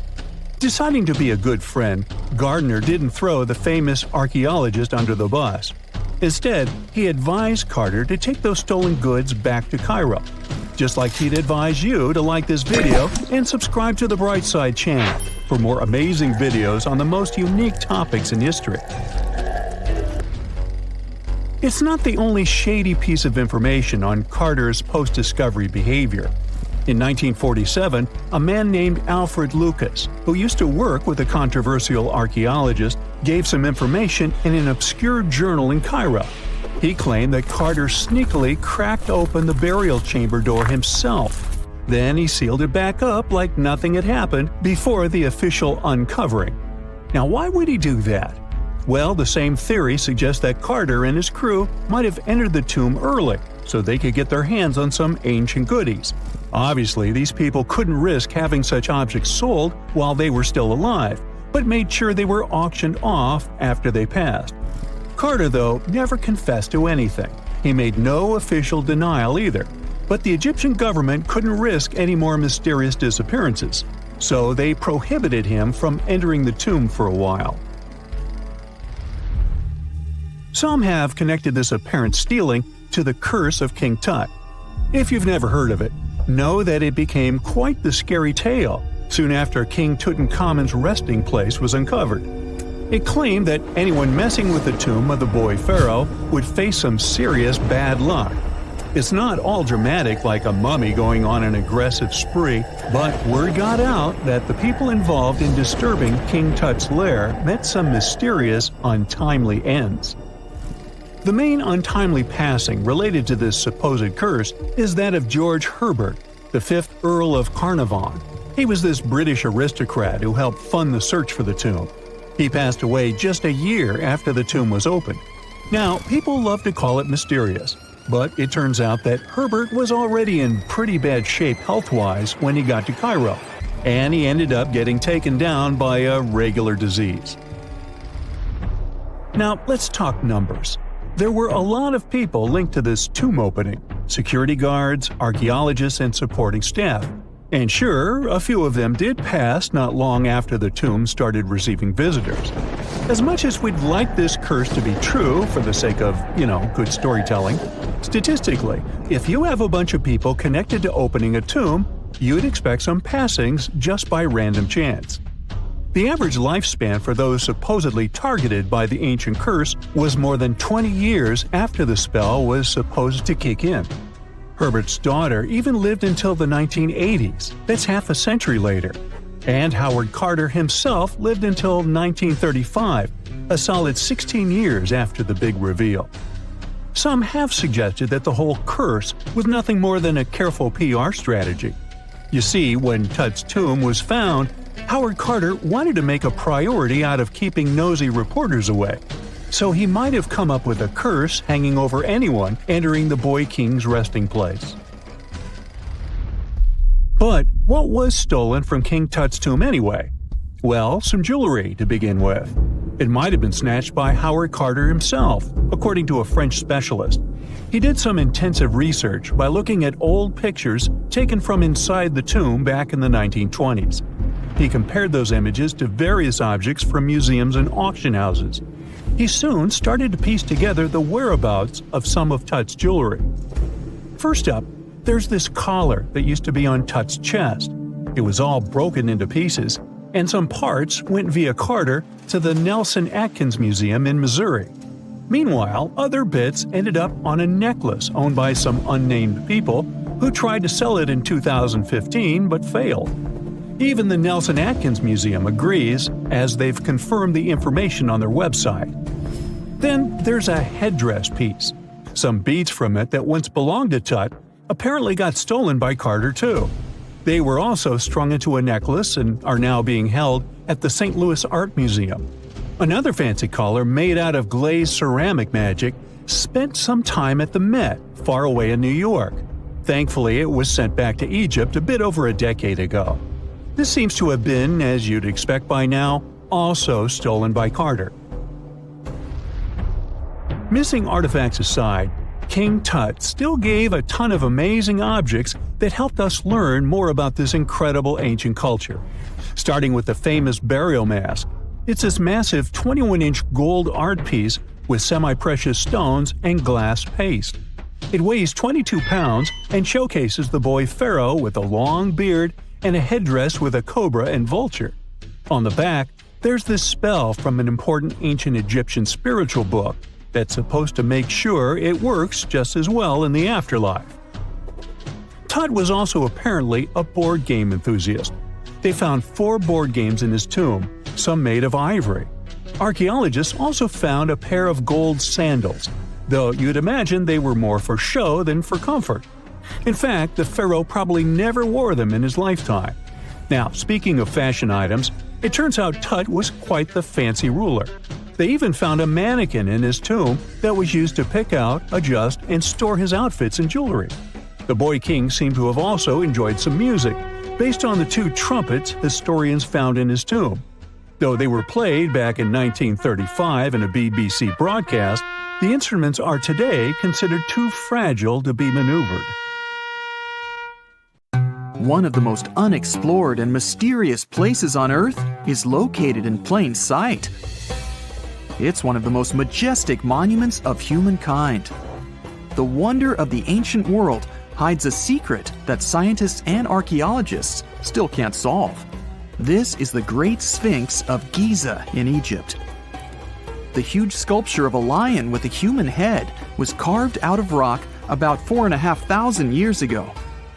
Scientists still don't know the exact date of its creation and are also unaware of who built it and what for. There are many assumptions and theories, but none of them has been confirmed. Most people have seen this majestic sculpture either in photographs or in reality, but almost no one knows what's hidden underneath it. The statue of the Sphinx was carved from a single piece of limestone. It was painted. The remains of color pigment on the surface prove this. In the distant past, the Sphinx looked much brighter and more colorful than what we see now.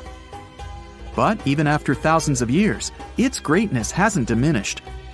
And by the way, Sphinx is not the real name. It was invented by the Greeks about 100 years or more after its creation. Initially, the Egyptians called the statue Hor-em-Akhet. There are many legends and theories saying the Sphinx is there for a reason. It's like a watchdog that guards the tomb of the pharaoh and the secrets of ancient Egypt. These legends become more plausible when archaeologists discovered hidden entrances at the feet of the Sphinx. They believe that these secret passages are the beginning of the tunnels leading to the halls with treasures. You can find a lot of stories on the internet that claim the Sphinx hides the Hall of Records, a repository filled with ancient and secret knowledge. One of the main artifacts of this repository is supposed to be the records of the ancient mythical state of Atlantis. According to legends, the entire library from this city was moved under the Sphinx. The entrance to this library must be located next to the Sphinx's right paw. Many archaeologists tried to find this entrance, but came away empty-handed. Also, there are many images with detailed diagrams of the underground city that consists of a network of tunnels and chambers under the Sphinx. Someone says there are structures as tall as 12-story buildings hiding underground, but there's no evidence of this. Archaeologists, even after millennia, continue to explore the mysterious sculpture.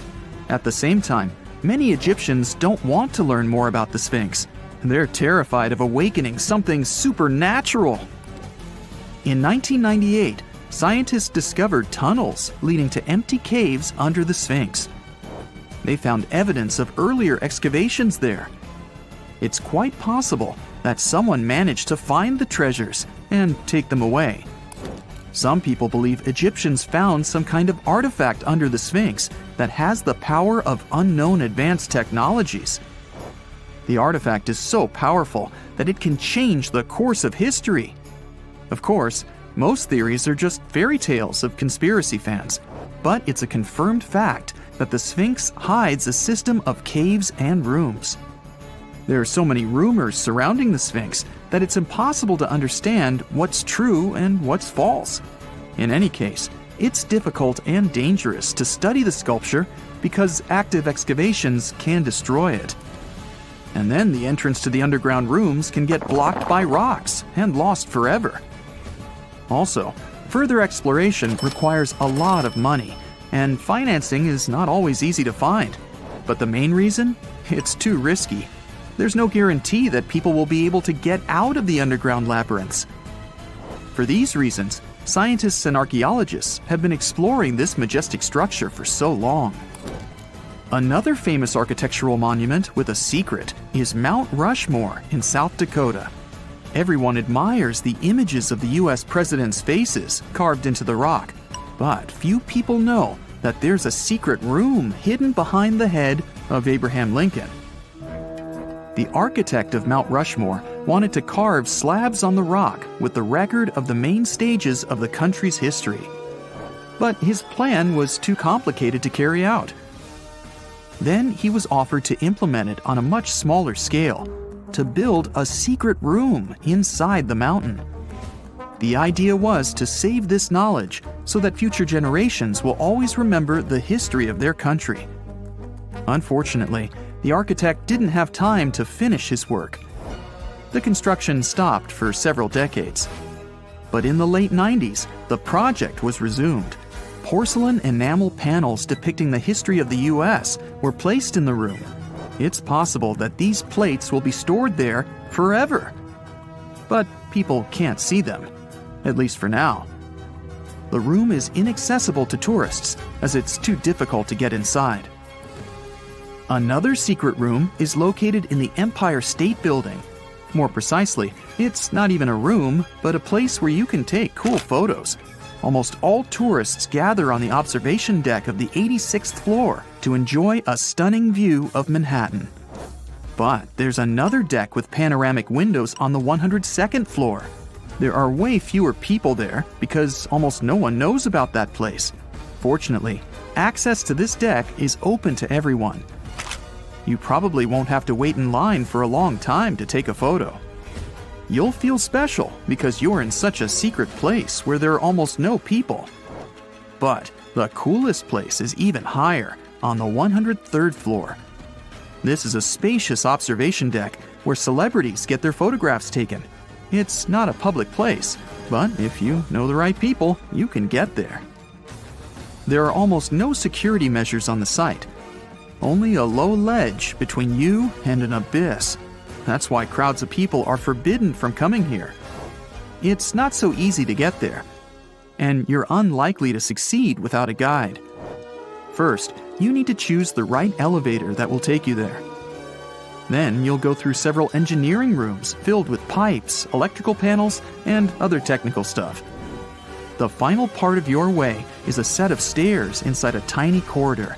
And here you are, at the top of New York. Now we're in Paris. See the Eiffel Tower?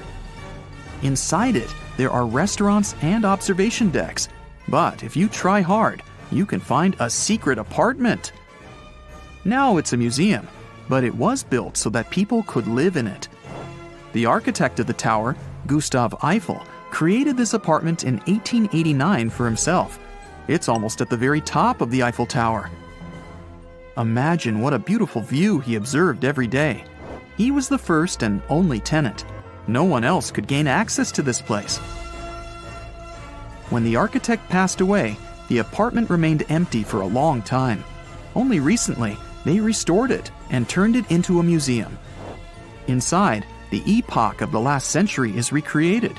They even put wax figures of Gustav Eiffel, his daughter, and the American inventor Thomas Edison inside the room. This place is filled with an endless stream of passengers, office workers running late, visitors from other cities, noise, and train whistles. At Grand Central Station in New York, among all these sounds, you can hear the sound of a ball hitting a racket, if you're in the right place. A real tennis court is hidden inside New York Central Station. It belongs to a tennis club that arranges corporate games for employees of many companies. The club was opened in the 60s. Now we're moving to London, Charing Cross Road. It isn't easy to find one secret place here. To do this, you need to look carefully at your feet. Do you see these sewer grates in the asphalt? Inside them, you can notice two signs with the name Little Compton Street. Yeah, there's another street right below you. It disappeared from all maps at the end of the 19th century. Charing Cross Road was built over it. The identification signs that you see are part of old engineering tunnels. There's another interesting place in London. It's located in the southeast corner of Trafalgar Square. At first glance, it looks like a thick lamppost, but there are too many tourists walking around. You come closer and realize that one person can easily fit inside the post. The lamppost belongs not to an electrician, but to a police officer. Yeah, this is the smallest police station in the world. It was built in the 1930s and used as a watch post. Officers had to sit there one by one and watch Trafalgar Square. That always attracted a lot of pickpockets and all kinds of other criminals. Whenever you hear about ancient ruins, you almost never picture them being suspended somewhere, or just randomly hanging on the branch of a tree, right? In fact, for most of the ancient artifacts we have exposed in museums all over the world, archaeologists did quite an impressive amount of digging. You see, buildings have this funny way of fading away over time if not properly taken care of. Sometimes we need to reuse some building materials, so an older construction may be sacrificed in the process. Other times houses are abandoned, and once they are exposed to the elements on the surface, like rain or sunlight, they don't really stand a chance. Some just simply crumble away due to good old erosion. So the only way a piece of architecture can survive the test of time is if it's somehow gotten buried deep down. Now, how did they end up buried in the first place? Well, it's quite the comedy of errors. Ancient cities had a habit of gradually raising their ground level like a kid adding toppings to their ice cream sundae. You see, these settlements were always busy collecting food and building materials to keep up with their ever-growing population. But hey, who has time to deal with waste and rubbish? It wasn't exactly high on their to-do list back in the day. So when it came to building new houses, ancient civilizations found it much easier to save their sweat and tears by piling up the rubble and constructing right on top. But that's not all. Rivers would also occasionally flood and deposit a layer of sediment on the city floors, further encapsulating those ancient constructions. And in those dry regions like the desert, where the wind likes to show off its sand and dust dance moves, you can bet it was a constant struggle to keep the establishments clean. One hilarious example is the Sphinx, which had its head buried in sand until a group of archaeologists unearthed it in 1817. Some ancient towns eventually got covered up because they were completely abandoned. With less human activity to control their expansion, plant seeds couldn't resist the opportunity and sprouted all over the place. They gobbled up carbon dioxide from the air and grew, adding more and more bulk to the ground. Those cheeky roots even decided to stabilize the soil made from decaying plant matter, creating layers upon layers of earthy goodness. It's like the ultimate DIY project Mother Nature embarked on, with plants as her loyal helpers.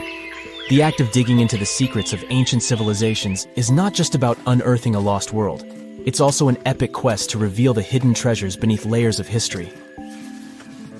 But how do archaeologists know where to dig in the first place?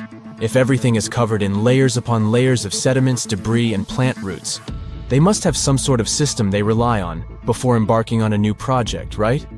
For starters, they're not always the ones suggesting an archaeological dig in a certain location. Let me explain. Let's say you're a contractor and you want to build a new fancy apartment complex in your city. Some local legislations have certain requirements before your project can start, though. For instance, before anyone starts building on a piece of land, they might need to bring in specialists to check the soil. These clever folks can be archaeologists, geologists, or paleontologists, and they need to keep an eye on things during development. If any artifacts or ecofacts, fancy word for organic remnants, are discovered, these experts swoop in to excavate and study them. But what about sites that have nothing to do with bulldozers and yellow hats? Archaeologists have more than one trick up their sleeves when it comes to locating ancient hotspots. They dive deep into historic records with a healthy dose of detective work. By sniffing out old documents and maps, they can piece together the puzzle of human activity in a specific area. If a site has been visited before, it's even better. Finding records of past excavations or historical accounts can give archaeologists lots of information on where to continue their treasure hunt. Before archaeologists start swinging their shovels, they engage in a bit of a visual scan mission. Armed with a grid system, they'll stroll around the site, keeping their eyes peeled for any artifacts that might be hiding just beneath the Earth's upper layer. From groundstone tools to historic glass and even ancient garbage dumps, yes, they're all so valuable. These keen-eyed explorers can spot signs of human activity faster than most people. If they stumble upon midden soil, fancy term for a garbage dump, they know for sure that humans once called this place home. Archaeologists don't just rely on their trusty shovels, though. They have an arsenal of gadgets to aid in their search for hidden wonders. Geophysical tools are like their secret weapons. Take the resistivity meter, for example. This clever contraption measures the electrical component of the soil and any buried features or artifacts. A buried wall, for instance, will create a different resistivity reading than the surrounding soil. Magnetometers and ground-penetrating radar work in similar ways, showcasing potential hints of ancient treasures in the soil. And who could forget our trusty old friend, the GPS? It helps archaeologists map out precise locations, like a high-tech treasure map, leading them straight to their pot of gold. Care to virtually visit some of the most important archaeological sites in the world? Well, follow me. In the United Kingdom, for instance, you'll find this interesting place called Stonehenge. It's one of many henges scattered around, but this one really takes the cake. Picture this: massive ancient stones standing tall and proud, arranged in a funky outer ring and an inner horseshoe, with some smaller stones thrown in for good measure. And guess what? These amazing stones have been around for over 5,000 years. Talk about a serious case of rock-solid longevity. Now, here's where it gets interesting. According to local folklore, the legendary wizard Merlin whipped out his magic wand and poof! He teleported these massive stones all the way from Ireland. Apparently, some giants had assembled them there, but Merlin decided they would look much better at their new location. Others think it's just the ruined remains of an old Roman spiritual edifice. These amazing structures were built by our Bronze Age ancestors. With their simple tools and limited tech, they managed to create this monumental masterpiece. Impressive, right? Unfortunately, there's still so much we don't know about this area. Stonehenge's initial purpose remains a mystery to this day. Sure, there are lots of theories, but scientists have yet to agree on the subject. However, we do know that it's perfectly aligned to catch the sunrise during the summer and winter solstices. The ancient city of Pompeii is an equally amazing archaeological site. Picture this. Mount Vesuvius, a notorious troublemaker, decided to throw a volcanic tantrum and completely covered this ancient Roman city. It turned it into a time capsule, located outside present-day Naples in Italy. Fast forward to the year 1748, when a bunch of adventurous explorers stumbled upon Pompeii. Lo and behold, they discovered a treasure trove of well-preserved goodies: streets, houses, food. Probably a bit stale by then. Blingy jewelry, fancy sculptures, colorful frescoes, everyday household items, and even animal and human remains. It was like an epic archaeological party. From the looks of it, Pompeii had it all. Fancy houses and villas, a massive 20,000-seat arena, cute little artisan shops, hangouts like taverns. And let's not forget the saucy spots like those luxurious bathhouses for some intense pampering. There's also the sanctuary of Apollo, where people used to gather for their daily dose of worship. And of course, the bustling heart of the city, the Forum of Pompeii, where all the cool people used to hang out. And guess what? Pompeii is so cool that it made it to UNESCO's World Heritage List back in 1997. That's like the ultimate Hall of Fame for historical awesomeness. It also includes many other famous buildings and sites, like the Taj Mahal in India and the Acropolis of Athens in Greece. Imagine working 7 days a week on a large-scale construction site. You, along with thousands of others, carry millions of stone blocks and put them on top of each other according to a complex system. You work without modern construction equipment. You have no air conditioning or constant access to water. It's so hot outside that you can fry eggs on the road. You've been building the pyramid for decades, and now, when it's finally done, you enjoy the result of the colossal work of thousands of people. You're looking at a giant cultural monument of global value that will freeze in time and amaze people for tens of thousands of years. A few thousand years have passed. People in the 21st century see the pyramids and are like, wow, I can't believe humans have built this. Yeah, the people who built the pyramids wouldn't have appreciated such a theory. But actually, there are reasons to believe that people built it using some fantastic technology. From the outside, it seems the Great Pyramids are just big triangles of stone. People just put some heavy blocks on top of each other, and that's it. In fact, the design seems too perfect to be true. The pyramid consists of more than 2 million blocks. They lay so close to each other and are so even that you couldn't squeeze even a thin sheet of paper between them. Scientists still can't figure out the exact technology for building the Egyptian pyramids. One of the biggest and most famous is the Great Pyramid of Giza. This huge construction, well known all over the world, has one big secret. There should be a capstone on top of the pyramid. It's a triangular-shaped stone block, a small pyramid on top of a huge one. It's also called a pyramidion. The builders of ancient Egypt made it out of granite and limestone and covered it with gold. No records or old drawings prove that there was a pyramidion at the top of the Great Pyramid of Giza. But there's another ancient Egyptian structure with such a triangle, the Red Pyramid. It was built before the Great One, and its capstone has survived to this day. Archaeologists have found and reconstructed it. But where could the capstone of the Great Pyramid be? It's a mystery that still has no answer. Some are sure that some thieves have stolen it from the top. Maybe they just climbed up and pushed the pyramidion down. It makes perfect sense. The capstone was probably the most valuable element of the pyramid.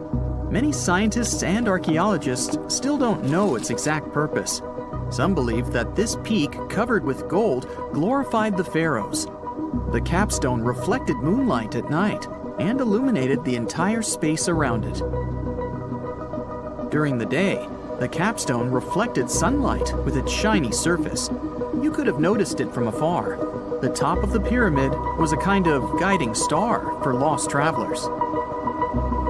All other stone blocks of the pyramid consist of limestone. People polished them to make them look shiny. In the past, they were even glowing and reflected light. You could see glowing pyramids from space, although they looked like tiny lights. Over thousands of years, winds, sandstorms, and rains have changed the pyramid's appearance. If people had taken care of them all this time, they would have looked like something out of science fiction movies, or the pyramids from Las Vegas. But unfortunately, we will never see their original appearance. Some archaeologists and scientists believe that the capstone could absorb the sun's energy and distribute it evenly throughout the pyramid. No one knows precisely why the Egyptians needed this technology. There's a theory the pyramids are ancient energy systems. The pharaohs applied this energy to use some unique technologies that were more advanced than all the achievements of the 21st century. and the triangular shape of the pyramids was ideal for boosting this electromagnetic energy. In theory, solar radiation, or electromagnetic forces, accumulated at the top of the pyramid, filled the inner rooms, and then went down the walls to the base. Any surface distortion could prevent the flow from spreading, so they had to create a perfectly smooth surface. That's why they installed the blocks so that nobody could squeeze a needle or razor blade between them. Many people believe in this theory because they built the pyramids from limestone. This material can hold energy inside itself. In the inner part, they created granite deposits to cause air ionization, that is, to create an electric charge. They also dug channels under the pyramid for water to transmit electricity. And at the top, they put a gold capstone, the best conductor of electricity. So, this is how you get a great power generator. Different cultures used similar technologies to create electricity all over the world. But these are all theories. If it had been working, humanity would have used these technologies today. There are mentions of the metal industry, chemistry, engineering, physics, mathematics, and astronomy in some ancient records. Most scientists don't believe in all these things.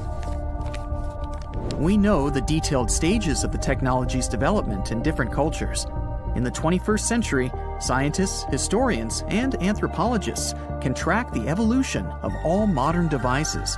If people had created some technological inventions in ancient times, the history of the world would have looked different.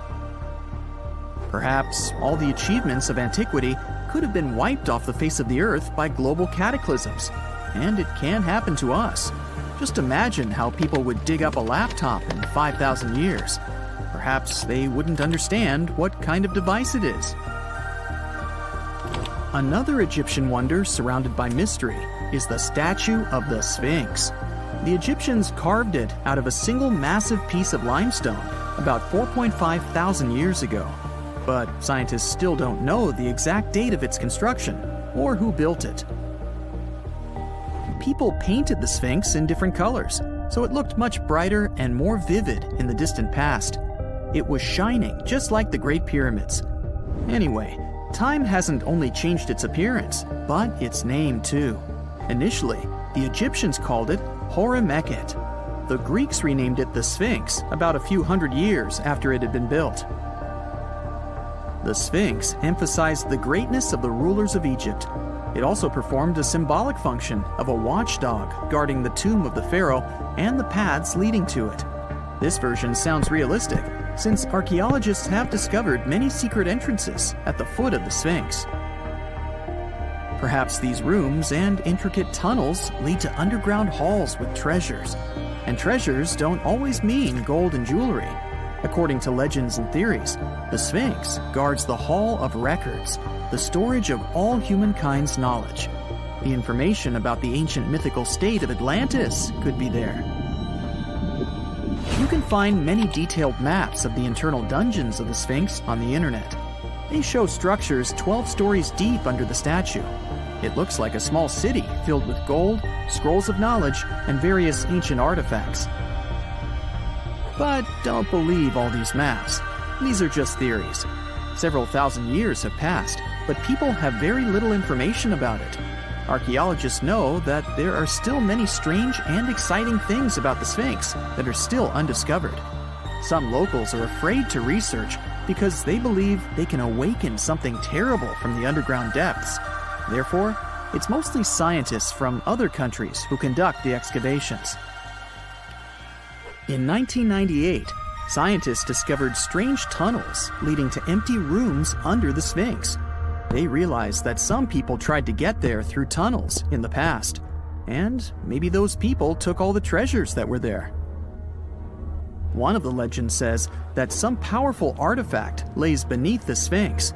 Its technology can change the whole world, but the locals are hiding it because it can damage the planet. Some believe that you can find evidence of unknown technologies painted on the granite walls in the pharaoh's tombs. But most likely, these paintings and signs tell us the myths and legends of ancient Egypt. But what if Egyptian symbols and drawings are detailed instructions for using ancient technologies? What if the locals that lived at that time thought, people in the future won't be able to get energy themselves. Let's leave some detailed instructions for them. Anyway, there are many riddles and theories. In reality, the search for answers is a dangerous undertaking, since it's not easy to get into the underground halls. Excavations can ruin the structure of the entire Sphinx. Any person inside the tunnels may get lost and never be able to find their way back. Besides, it costs a lot of money. Now, what would be awesome is if people could invent some device that could scan underground areas and show their detailed models. If someone finally invents time travel and you hop on a trip to the past, you won't recognize many of the things you know and love today. The Statue of Liberty and the Egyptian pyramids, some basic gadgets like the remote control and your laptop, and even the corn you have for lunch have all changed beyond recognition.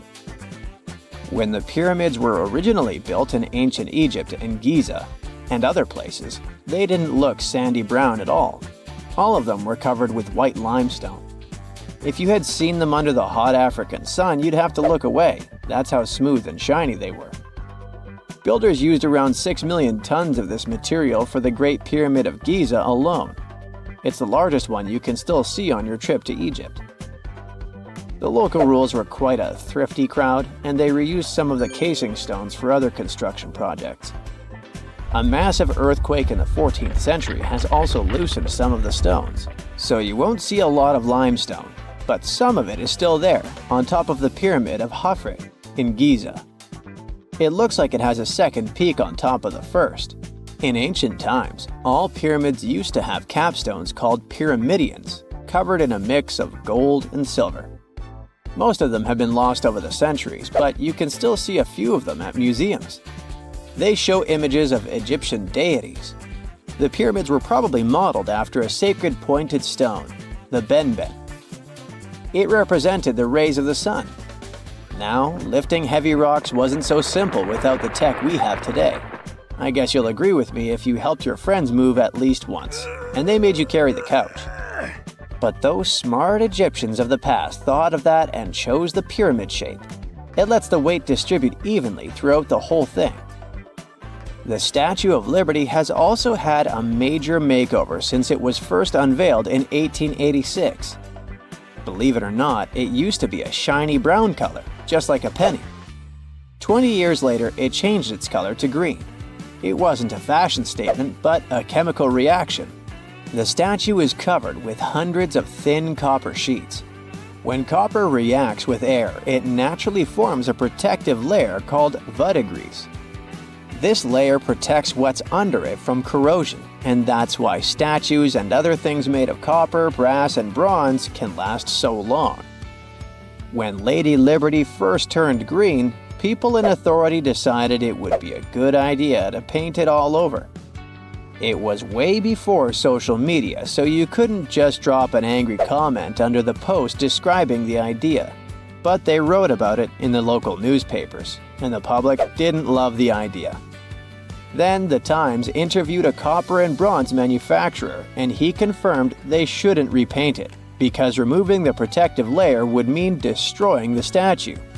Over the years, people have suggested painting Lady Liberty several times, but no one has ever done it. I don't know about you, but I can't imagine that lady in any other color, so I guess it's for the better. You love bananas as much as I do? Next time you enjoy a juicy soft one, remember you gotta thank selective breeding for that texture.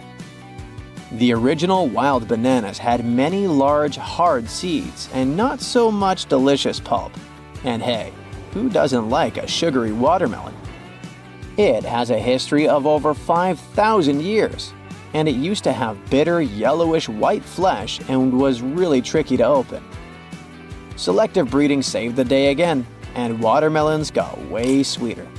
Japanese scientists went further and invented the seedless version. Corn's grandmother is a Mexican grass called teosinte. The kernels in this grass were small and hard to get. Farmers from many thousands of years ago saved the seeds only of those plants that were larger or tastier, or with kernels that were easier to grind. Thanks, my friends, for giving us the corn that's edible and even delicious. And just imagine, wild avocados were so small that they could easily fit in the palm of your hand. The pit in them was so large you wouldn't find much edible material inside. They also had a much harder shell than the ones we're used to. You probably wouldn't get a lot of work done without your beloved computer today, but I can't tell you exactly whom to thank for this invention. The ABC from 1942 is one of the contendants for the title of the first computer. It's short for the Atanasoff Berry computer, named after its inventors at Iowa State University. The ABC weighed over 700 pounds. Yep, yours must be way lighter than that. That big boy consisted of around 300 vacuum tubes and had a rotating drum, a little bigger than a paint can, and had small capacitors on it. A capacitor is a gadget that can store an electric charge, like a battery. The ABC could solve problems with up to 29 different variables to help scientists save some time. Like modern computers, it used binary digits, ones and zeros, to represent all numbers and data. Because of that, it was possible to do the calculations electronically. And now, my favorite part, the ABC finished one operation about every 15 seconds. Just for you to compare, it's millions of operations per second now. Unlike the tech we use today, the ABC did not have a changeable stored program, so the program could only do a single task at a time. An operator had to write down the intermediate answer and then dial that back into the computer. Sounds like another reason to be happy we live in the 21st century. That remote control you use for all sorts of appliances has gone a long way too. Nikola Tesla, who gave us alternating current, designed one of the first wireless remote controls back in 1898. He named his invention teleautomation and demonstrated it on a miniature boat controlled by radio waves. The boat had a little metal antenna attached to it. Tesla sent signals to the boat using a box with a lever and a telegraph key, which was his version of a remote control. Those signals set electrical contacts on the boat into motion and moved the rudder and the propeller, and Tesla was controlling the boat. The concept of the remote control soon spread to other gadgets. The first television remote control followed in 1950. It was designed by the Zenith Radio Corporation called LazyBone. Don't take it personally, please. This LazyBone had a massive cable that was attached to the TV set, and those who tried it didn't fall in love with the invention because they tripped over that cord. I feel your pain, my friends. If you live or work on one of the top floors, you gotta love this one. Meet the first passenger elevator. It traveled at the speed of 40 feet per minute. Not the fastest, I know, compared to today's record, which is 40 feet per second. But hey, it was built back in 1857 in New York and was more of a tourist attraction than a necessity. The elevator had a steam engine hidden in the basement of a 5-story building. 3 years later, they shut it down because the public didn't appreciate it. Otis Tufts filed the first patent for a vertical railway around the same time. His invention included an actual car with a bench inside for people to sit on. Sounds like a great spot to hang out with friends to me. What do you say? Then they started adding elevators to luxurious hotels around the world. They were entire rooms with a rich design, upholstered seats and mirrors on the walls, and sometimes even a small chandelier. There was an obligatory operator who'd close the door and the car would start its super slow ascent. It was still more about style than about speed, so I guess I'd choose the stairs. If there's a question that still baffles archaeologists to this day, it's this one. How did the ancient Egyptians build those magnificent pyramids? As far as we know today, their resources were quite limited, especially in terms of tools and building materials. We still don't have a fully satisfying answer, but hey, we've got some pretty amazing theories worth considering. The leading contender among these theories involves the clever Egyptians employing a sneaky strategy. Now picture this. They constructed a slanted and curving mound made of bricks, earth, and sand encircling the pyramid to be. As the pyramid grew taller and taller, they simply increased the height and length of this wacky structure. It's like they were playing an ancient game of Jenga. Now, how did they get those massive stone blocks up there? Well, according to the legendary ancient Greek historian Herodotus, they used sleds, rollers, and levers.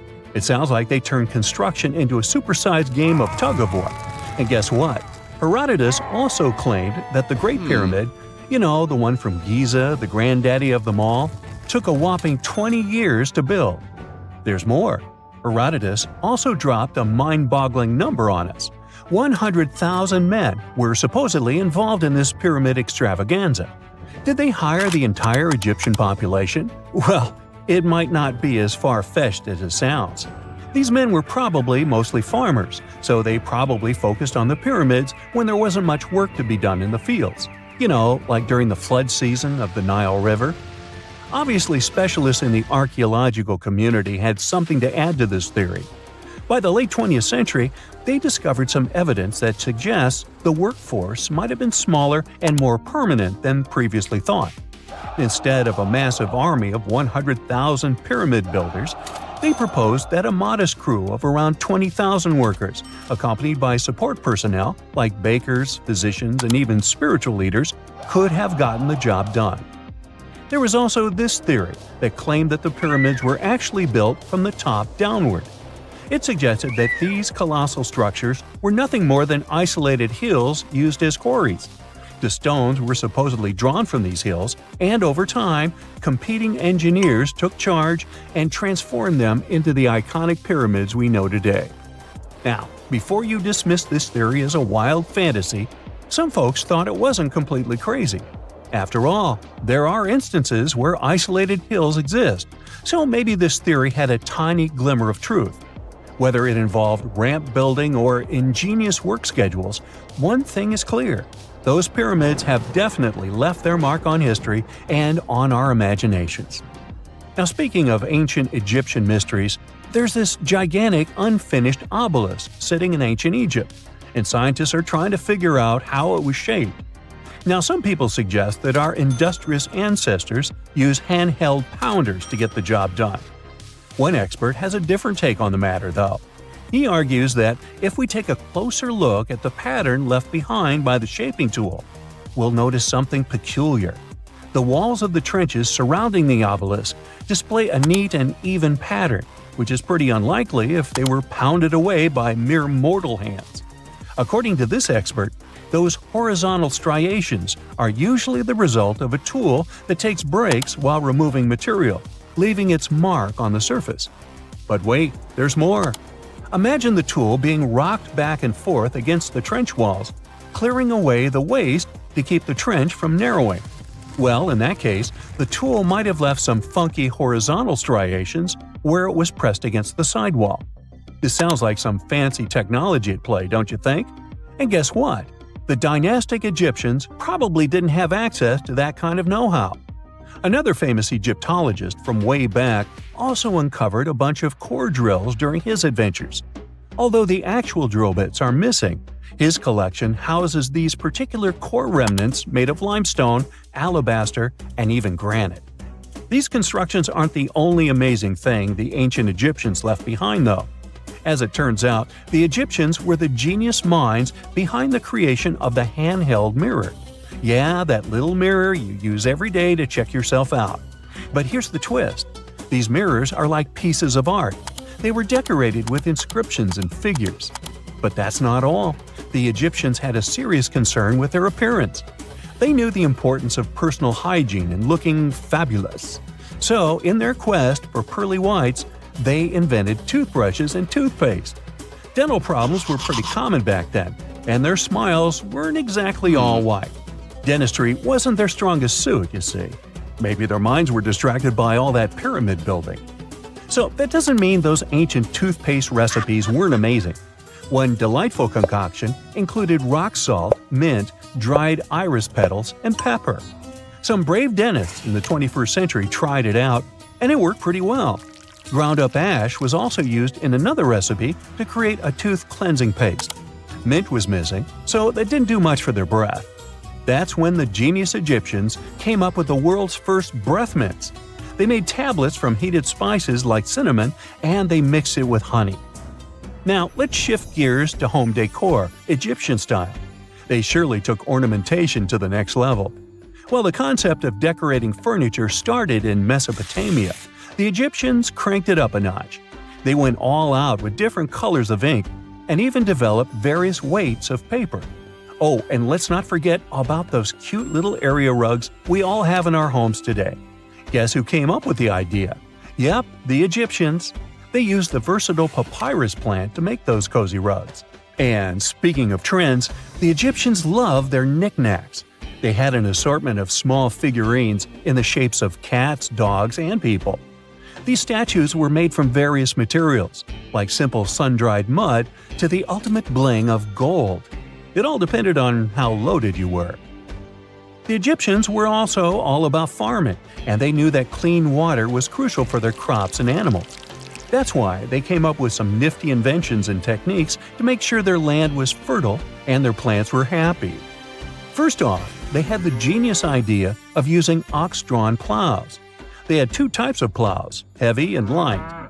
The heavy plow would strut its stuff, cutting deep furrows in the soil, while the lighter plow followed behind, fluffing up the earth. But they didn't stop there. After plowing, the Egyptians would break up clumps of soil and sow the rows with seeds. To give those seeds a good old squish into the furrows, they'd march their livestock across the field, effectively closing up the furrows. But hey, all that hard work would be pointless if their seeds were as dry as the Sahara. That's where irrigation comes into play. The Egyptians were so good at it that other cultures, like the Greeks and Romans, couldn't help but copy their techniques.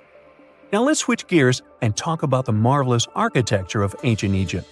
These folks weren't just skilled farmers, they were also architectural maestros. They built these fancy canals to carry water to farms and villages, and boy, did they know how to make those canals look pretty. Just imagine strolling along a canal lined with ornate structures. The pharaoh Ramesses the Great was quite the overachiever when it came to construction. One of his mind-blowing creations was the construction located at Abu Simbel. This building was designed so that twice a year, the sun would shine directly into it and illuminate the statues of Ramesses. And let's not forget about the corbelled arch. Without this architectural gem, we'd be missing out on some mind-boggling structures like the Great Pyramid. The Egyptians knew how to make things stand tall and proud, thanks to their engineering and construction wizardry. They built grand halls and inner sanctums that make your jaw drop. And some of these temples doubled as astronomical observatories. And now we're off to almost 5,000 years ago.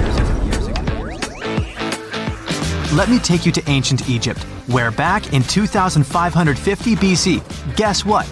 The construction of the Great Pyramids of Giza started. People learned to build cathedrals and skyscrapers, but it wasn't until recently that these massive buildings appeared. It's still a mystery to even modern scientists how these pyramids were built 5,000 years ago.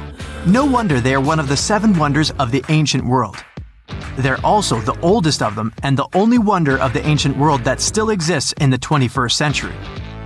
It must have taken a lot of cooperation to build a thing that massive, even for today's metrics. But the Giza pyramids weren't the first pyramids ever. The first one, called the Step Pyramid, was built around 80 years before the first Pyramid of Giza in 2630 BC for King Djoser. It wasn't meant to be extraordinary, but ended up being quite impressive. It was a pyramid of 6 stepped layers of stone. It was 204 feet high, which is as tall as a 19-story building. And it was the tallest building that existed at that time. It wasn't just a pyramid though, it was surrounded by a whole complex of buildings, including even courtyards.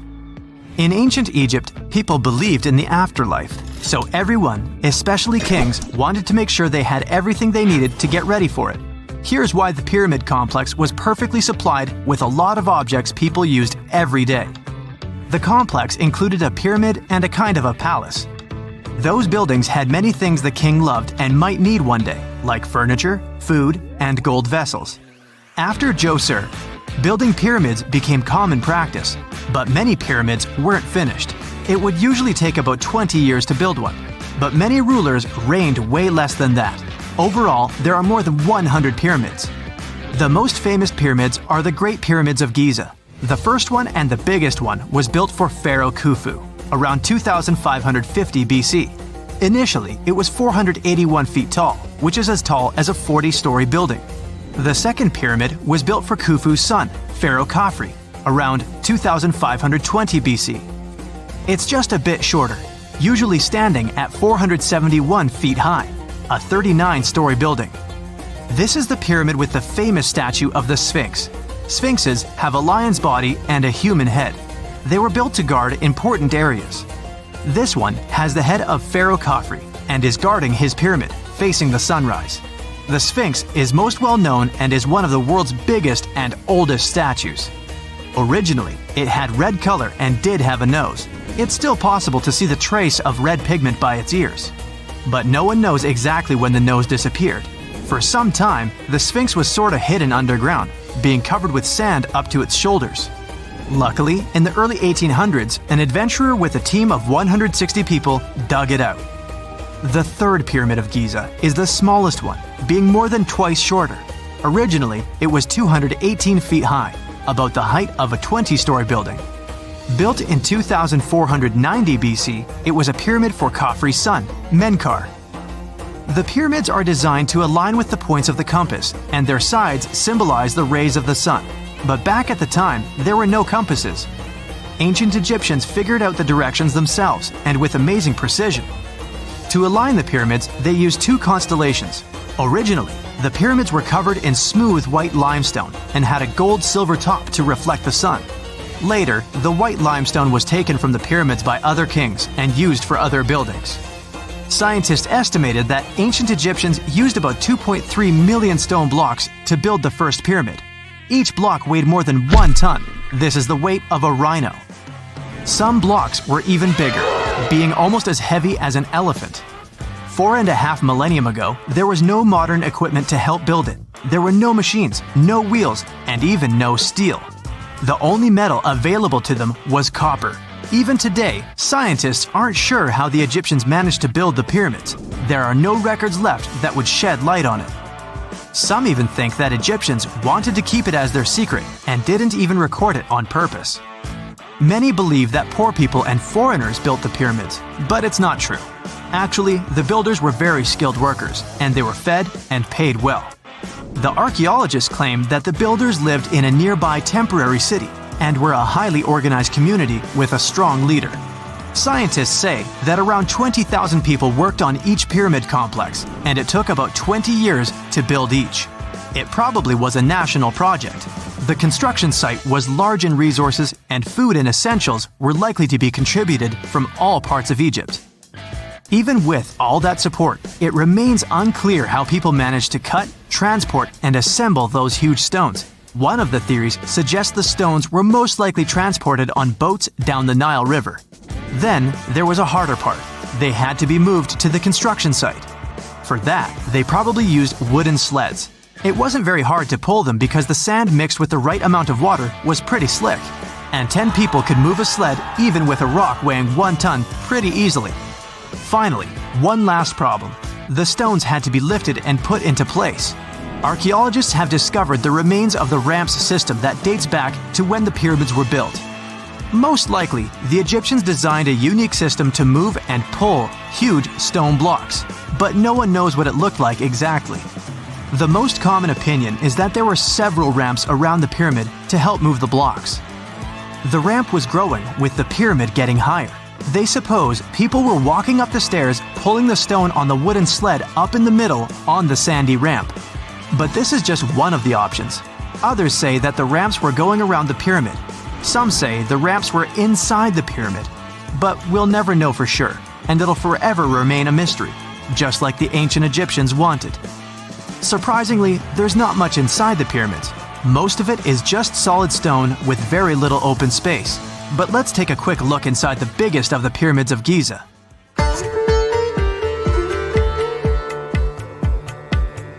From the entrance, there are two stairs, one going down and the other one going up. The descending one takes you to a chamber located underground. That's where the pharaohs are, but not in this pyramid because Khufu wanted to stay higher. The underground room is partly unfinished. The room with Khufu's sarcophagus is called the King's Chamber. It's upstairs and then through the tall and long Grand Gallery.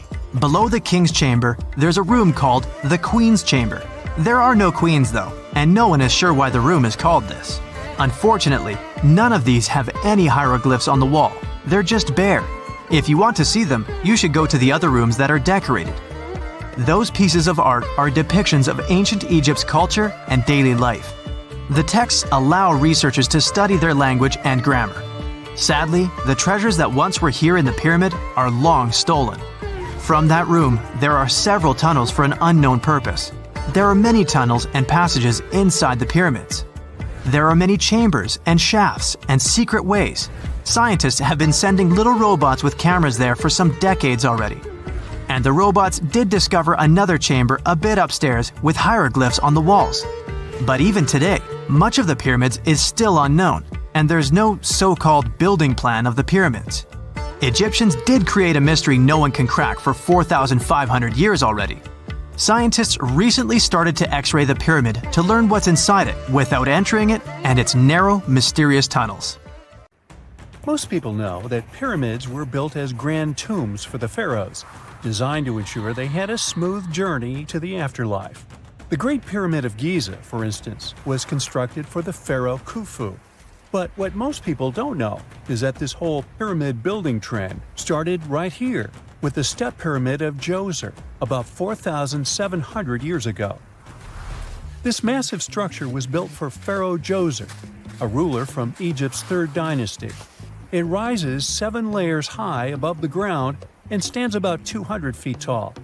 We think of it today as a phenomenal architectural project, but for ancient Egyptians, the step pyramid of Djoser turned out to be more like a massive experiment, a trial run, if you will, to perfect their building skills before they moved on to even more ambitious pyramids.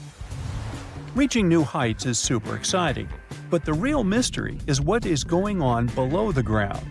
In this pyramid's underground labyrinth, there is a network of tunnels stretching about 3.5 miles long, and some researchers believe these tunnels might have been part of a sophisticated water system that could completely change what we think about pyramid construction. Let's talk about this massive complex located in Saqqara. Surrounding the pyramid, there's what's known as a dry moat, a continuous trench that is up to 164 feet wide and almost 2 miles long. It forms a sort of rectangular shape around the pyramid. This trench has an average depth of about 65 feet. Now, if you were to add up all the earth and rock they dug out to create this moat, it would be about 10 times the volume of the step pyramid itself. For the longest time, people just assumed this trench was nothing more than a huge quarry, a place where they dug up stone and clay to build the step pyramid. Makes sense, right? But when you take a closer look, it doesn't add up. The trench is too narrow and deep to be practical for mining, and its layout doesn't match anything we know about ancient Egyptian quarrying methods. Plus, some sections of the trench are actually covered with a rocky ceiling, which would have made it nearly impossible to use as a quarry. Another theory suggests that the dry moat had some kind of spiritual significance. Maybe it was a sacred place, where souls of nobles gathered to serve the late king in the afterlife. There are even niches in the walls that work as a hint at this spiritual function. But most researchers believe that this purpose likely developed much later, long after the complex was built for Djoser. So, what was the moat really designed for? In 2020, a researcher came up with a pretty intriguing idea.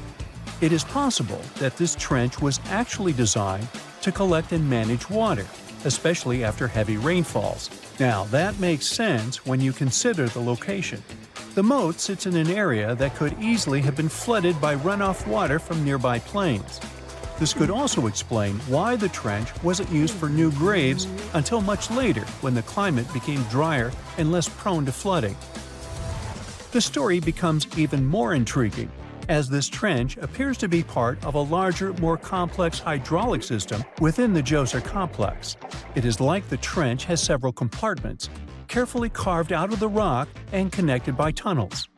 These compartments likely served as a part of a water treatment system, where water would flow from one compartment to the next, getting cleaner as it moved along. Now, here is where things start to tie into the pyramid itself. The Djoser complex has a series of underground shafts, and some researchers think that water from the moat's deep trench might have been used to power a hydraulic lift system, and this giant water-powered elevator could have been used to raise the heavy stones needed to build the pyramid. It worked like a volcano, but instead of lava, water did the heavy lifting. Imagine a big deep hole in the ground at the center of the pyramid site. Inside this hole, there was a huge wooden platform, kind of like a giant raft that could move up and down. When the workers wanted to lift a heavy stone, they would fill the hole with water. As the water rose, the wooden platform started to float up, carrying the stone with it, almost like a giant water-powered elevator. When the stone reached the right height, the workers slid it off the platform and onto the pyramid. The idea is that water from the deep trench, after being cleaned and filtered, would flow into these shafts. A massive float, possibly made of wood, would then rise as the water filled the shaft, lifting the stones up to where they were needed for construction. Once the stone was in place, they'd let the water out, lowering the platform back down to the bottom, ready to lift the next stone. This fancy hydraulic lift system could have been a game changer, making the whole building process a lot faster and more efficient without using a lot of workforce. It is like the ancient Egyptians were already embracing the whole idea of work smarter, not harder. But of course, not everyone is on board with this theory. Some experts argue that the area where the step pyramid of Djoser was built couldn't have held enough water from occasional rains to maintain such a fancy hydraulic system. The main theory suggests that, in the past, there might have been some kind of lake nearby that would have filled up after a period of rain, and this lake could have supplied water to the complex's hydraulic system. But there is no mention of such a lake in any ancient Egyptian writings, so it might be more of a what-if situation than a reality. And then there's the issue of the hard work itself. Remember when I said this method could have allowed the ancient builders to raise stones with far less effort? Well, that might not be entirely true. According to some experts, just building this hydraulic device would have required a lot more heavy work than simply moving the stone blocks using good old-fashioned manpower. And let's not forget, the step pyramid of Djoser is like a baby pyramid compared to those that came later. The stones used for Djoser's pyramid weighed, on average, about 660 pounds each, which is nothing compared to the more than 2.5-ton blocks used later for the pyramid of Chephren. If this cool water lift theory gets completely ruled out, we still need to explain how this pyramid was built in the first place. To answer that, we need to rewind a bit and talk about the original plans. See, before Djoser's tomb became a pyramid, the idea was to construct a simple mastaba. This type of tomb was pretty common in earlier periods, a flat-roofed, rectangular structure with sloping sides. But after the original mastaba was finished, they decided to expand it a bit by adding more layers on top. And then they added even more layers, until the construction reached 6 distinctive steps, each one smaller than the previous. And they probably did all this by raising those heavy stones using ramps, not a water-powered elevator. There is still so much we don't know about the step pyramid of Djoser. More research is definitely needed to fully understand how this system worked, or if it even existed at all. But the idea of using water to help build the pyramid adds a whole new layer to our understanding of ancient Egyptian engineering. It's a powerful reminder of just how clever and resourceful those builders were, using the natural landscape and the power of water to create one of the most iconic monuments in history. It's 1898, and you're taking part in excavations in Saqqara. This place, not far away from Cairo, is full of ancient tombs and pyramids. You're in your Indiana Jones mood and hope to find something really phenomenal to become famous. Gold, manuscripts, treasure maps, mummies of famous pharaohs. Wait, a wooden bird? You're really disappointed as it looks like a regular toy. An old one, but still. Little do you know that years later, someone would propose that your bird was actually an ancient monoplane. So the artifact, nicknamed the Saqqara bird, is made of a sycamore tree. The birdie has a wingspan of just 7 inches and weighs around 40 grams. A perfect original souvenir from Egypt, I would say. It's over 2,000 years old and looks pretty plain, without any carvings of feathers or other intricate ornaments. It has a beak and eyes though, which makes our find look like a hawk, the emblem of the deity Horus. Its tail is rather unusual as it's squared, looks weirdly upright, and it seems like the sunken part of it was the place for a now missing piece. Humans love solving a good mystery, so there have been several attempts to explain the use of the birdie. First, quite simply, is that it was a ceremonial object. The second idea is that it was a toy for a child from some well-off family. It could have been some sort of boomerang, which was a popular concept in ancient Egypt. Then there was a theory that the bird had been used as a weather vane. But this one has been debunked as the figure doesn't have any holes or markings, except for the one made at the museum in Cairo to fix the exhibit on a stick. So there was no way to hang it in the past. Almost a century after the bird was found, Egyptologist Dr. Khalil Masiha proposed a new theory that it could have been a model of a monoplane. He believed the bird was missing a horizontal tailplane. Otherwise, it had its wings set at a right angle, similar to that of modern planes. It could have worked to generate the aerodynamic lift necessary for flights. Dr. Masiha also claimed that it was common at that time to place miniature models of technological inventions in tombs. So, did the ancient Egyptians really invent the plane in 200 BCE? That would make the Wright brothers, who are considered the inventors of aviation, really upset. They made one of their first flights only in 1903. There's just one way to know for sure, and that is to test the model. But you know, the ancient museum in Cairo would unlikely let one of their cherished exhibits fly around like a toy. That's why glider designer Martin Gregory built a similar model, this time of balsa wood, and concluded that even with the missing tailplane, the plane wasn't much of a flyer. Case solved? Not really. This didn't sound convincing enough to the History Channel, so they invited an aerodynamics expert to build another replica of the bird. He tested it in weather conditions similar to those in Egypt and was impressed with the little plane's abilities. So, if they did invent the prototype of a plane back in the times of pharaohs, it would be a good example of an oupart.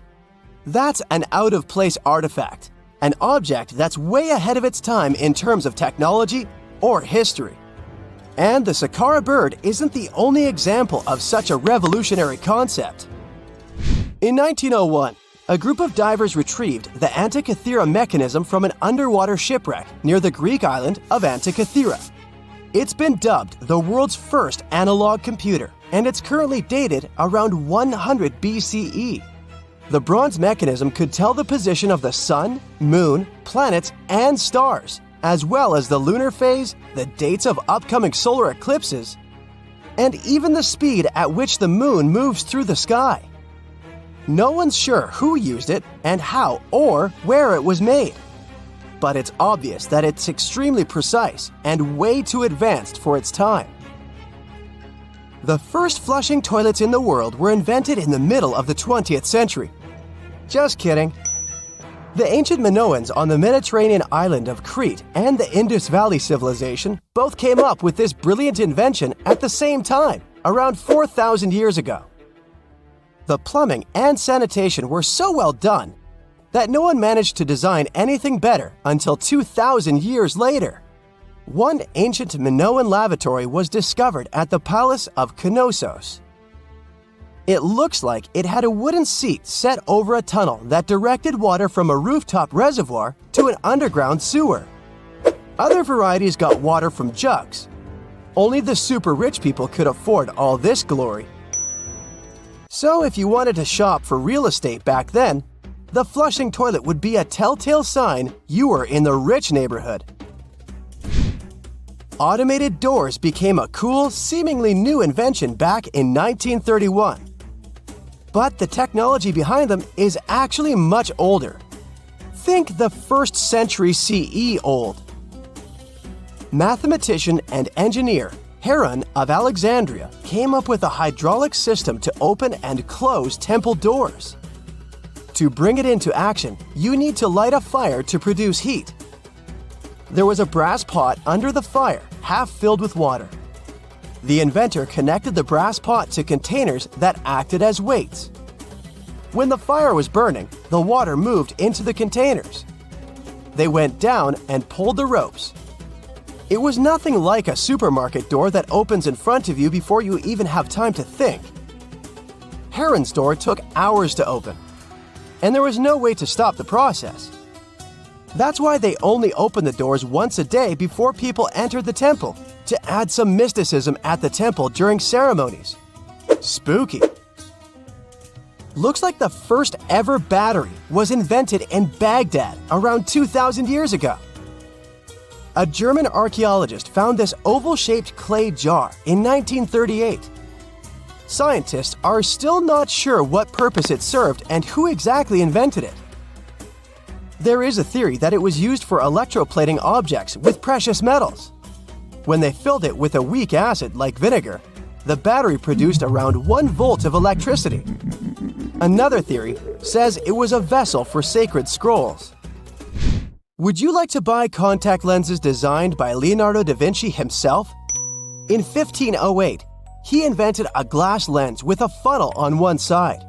You were supposed to wear it with water inside to improve your vision. Sounds a bit uncomfortable, doesn't it? So, around a century later, French scientist René Descartes decided to improve the idea and make the cornea contact the future lenses. Contacts because they contact your eyes, get it? The glass tube with liquid did help improve vision, but blinking was sadly impossible. 2.5 centuries later, new technologies in the glass industry let scientists design contacts that would fit in the eye and even let the wearer blink. Thanks, guys! Still, those lenses were made of heavy blown glass and didn't let the eye breathe. About 50 years later, contacts became plastic, lightweight, unbreakable, and scratch-resistant, but still covering the entire eye.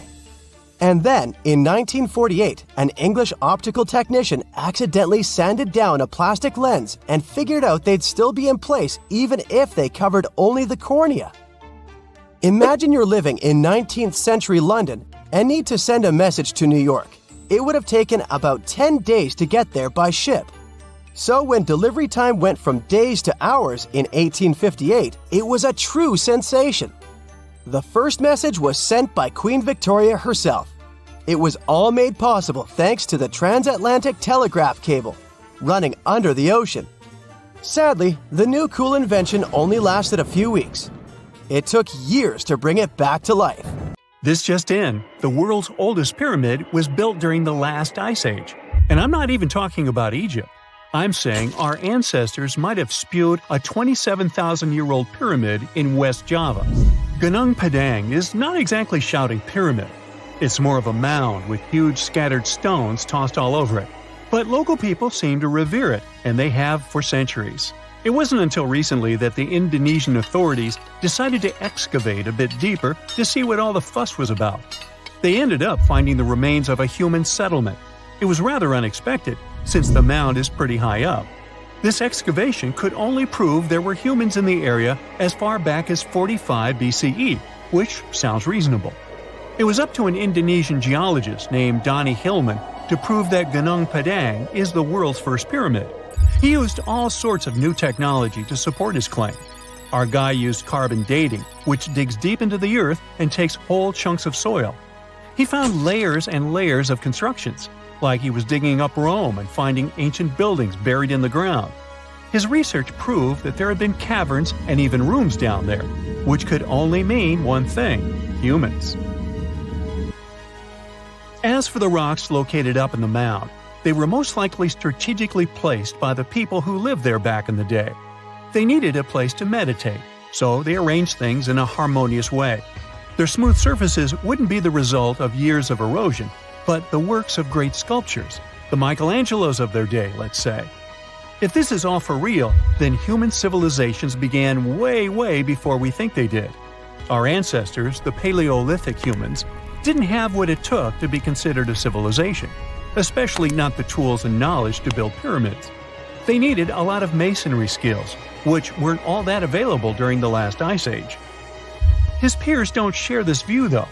They could believe Hillman's theory if he had found evidence such as charcoal and bone fragments, but he didn't. Flint Dibble, another archaeologist, says that without concrete evidence of human activity, there's no proof of an actual pyramid. In this case, all the data proves is that the soil in the mound dates back to 27,000 years ago. He thinks the rocks on top of the mound just slipped down the hill, like rocks normally do. Only a complex society would have managed to build a stepped pyramid like they claim it was. But according to Bill Farley, an American archaeologist, there's just no reason to believe there were any settlements in Indonesia during the last ice age. Now, just so you know, the oldest known ancient society with this kind of knowledge is probably 11,000 years old and used to occupy the region of modern-day Turkey. Take a look, Turkey's Göbekli Tepe.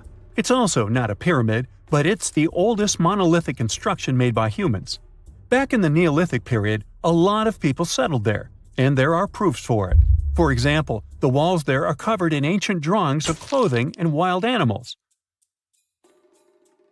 Until recently, the title of the world's oldest pyramid went to a three-sided construction known as the Djoser Pyramid in Egypt. Djoser is located just a few miles south of the Giza complex in a town called Saqqara. It made its way to popular culture more than once.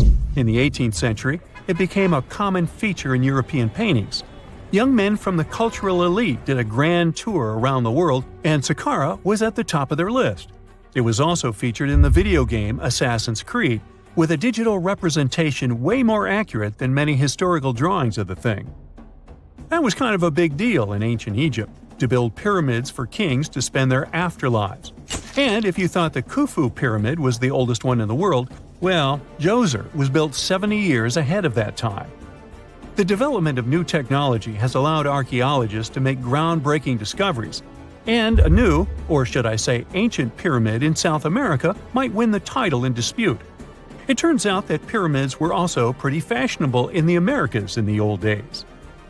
Among them are the iconic pyramids of Guatemala's Tikal temple complex, the same ones that appeared in Star Wars No. 4. But to find the oldest pyramid in the Americas, one would have to travel to Peru. Deep in the Peruvian desert, archaeologists stumbled upon a sprawling ancient metropolis known as Caral. At first, researchers believed that the settlement was pretty recent, since the site was way too complex for ancient technology to handle it.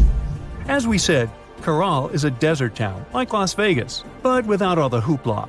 This means no easy access to water. And for cities like these to thrive, they need a considerable irrigation system, which leads us back to complex technologies. The Peruvians surprised us all with this new discovery. This site was huge, filled with an amphitheater, houses, and religious buildings. The whole thing probably sprawled through 370 acres. And when scientists went to test their initial hypothesis using radiocarbon dating, they found that the city probably sprung around 2027 BCE. On the site, archaeologists found 6 pyramids that could possibly predate the one in Saqqara. As far as they know, both civilizations coexisted in the same time period, in opposite parts of the world.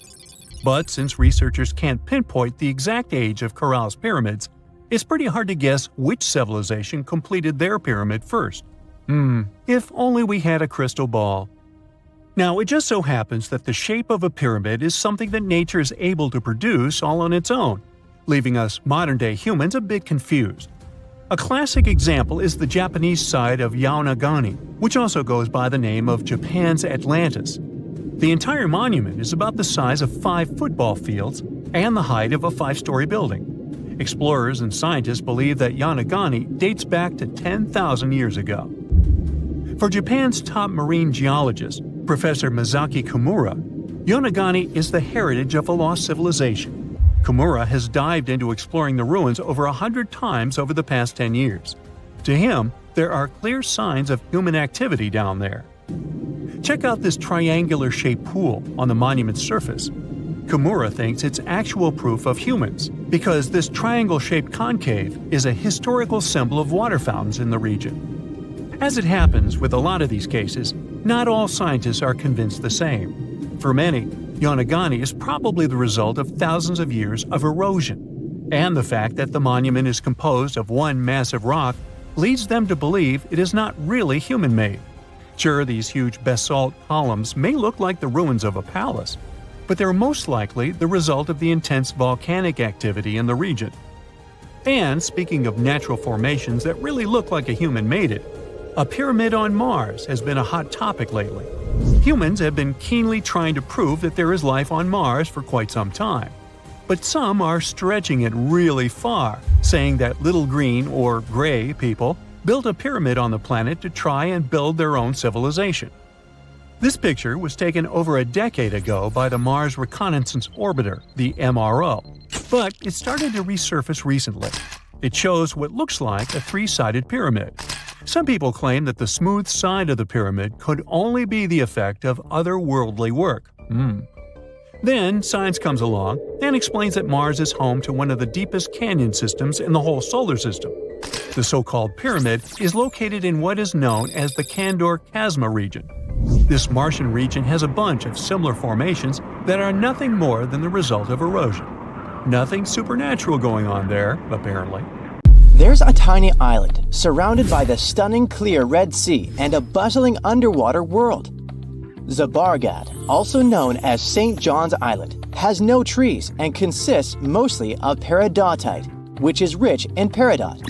And before you Google it, peridotite is a gemstone that has the nickname the Evening Emerald because of its sparkling green hue.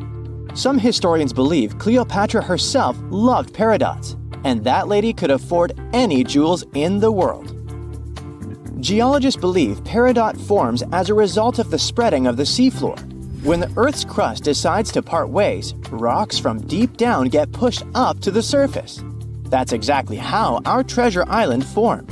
The African and the Asiatic continental plates bumped into each other, and rocks in the lower crust went above sea level.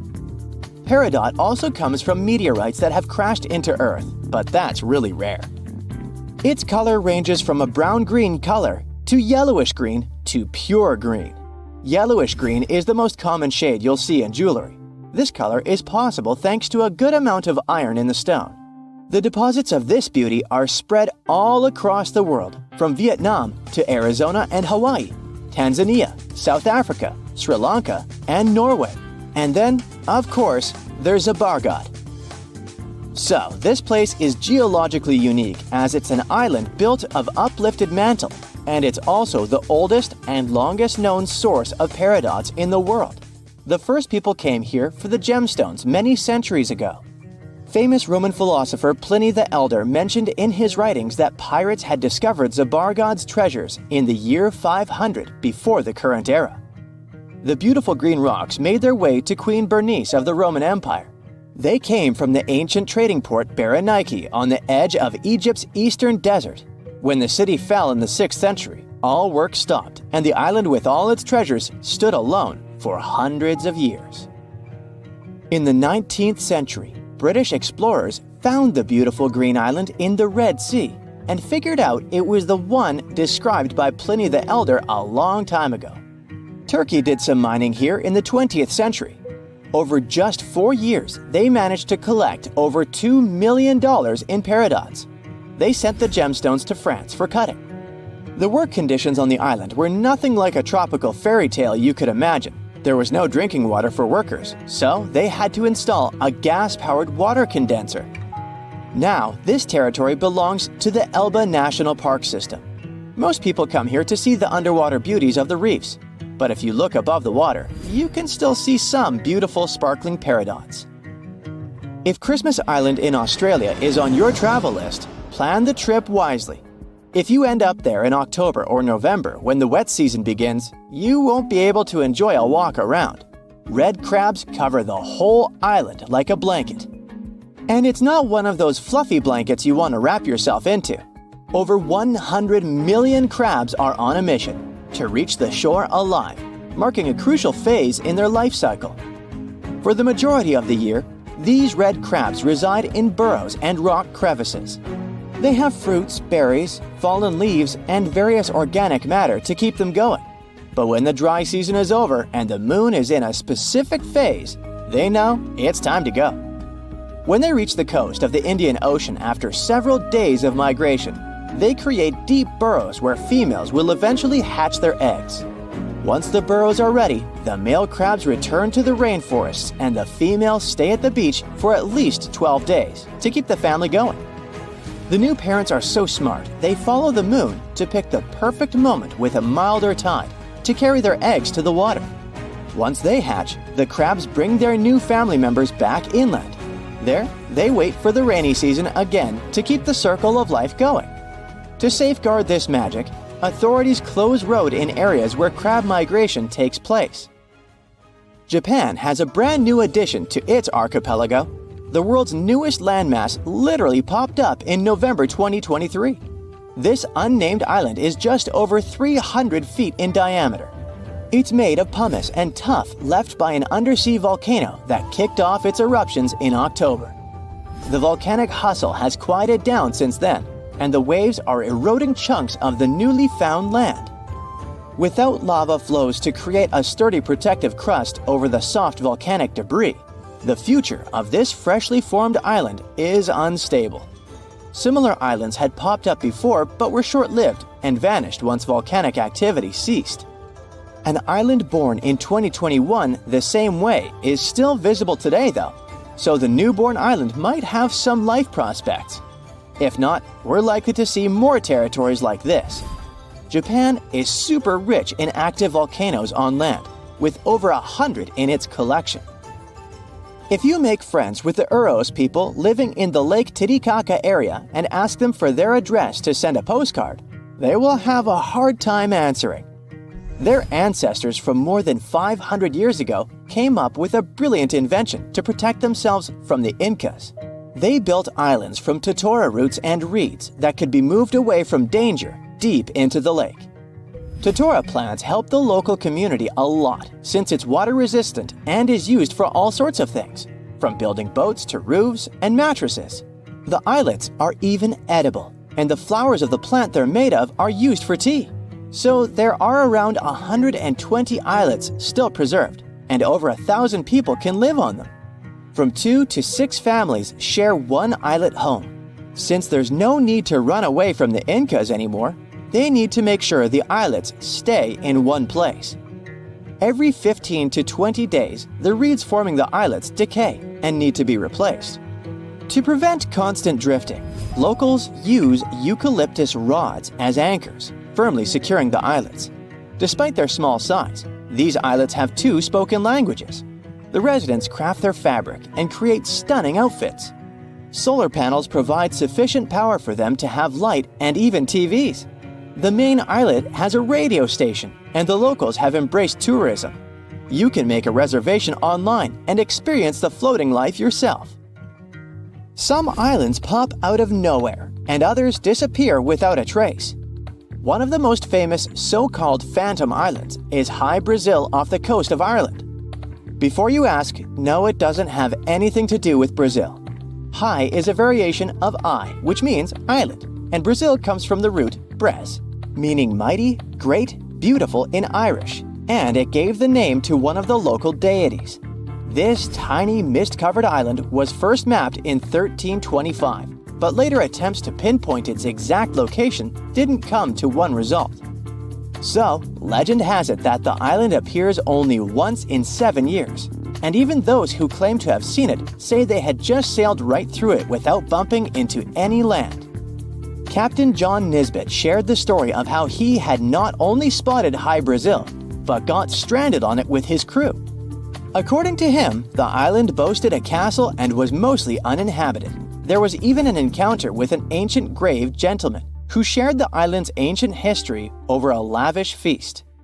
In the late 15th century, a series of expeditions set sail from Bristol to find the famous island. All attempts failed, and High Brazil disappeared from the maps in 1865. We might never find out if it was there in the first place, but it's a beautiful story anyway. I bet you've never heard of the legendary oasis of Zerzura. This ancient city is said to be hidden somewhere deep in the Sahara Desert, and its discovery could mean unimaginable riches and untold secrets. According to an anonymous 15th century Arabic guide, the key to unlocking the city lies in the beak of a bird carved on the city gate. Zerzura might not be as popular as Machu Picchu or the pyramids, but that just makes it more mysterious. Legend has it that Zerzura is built around this big oasis somewhere in the desert west of the Nile.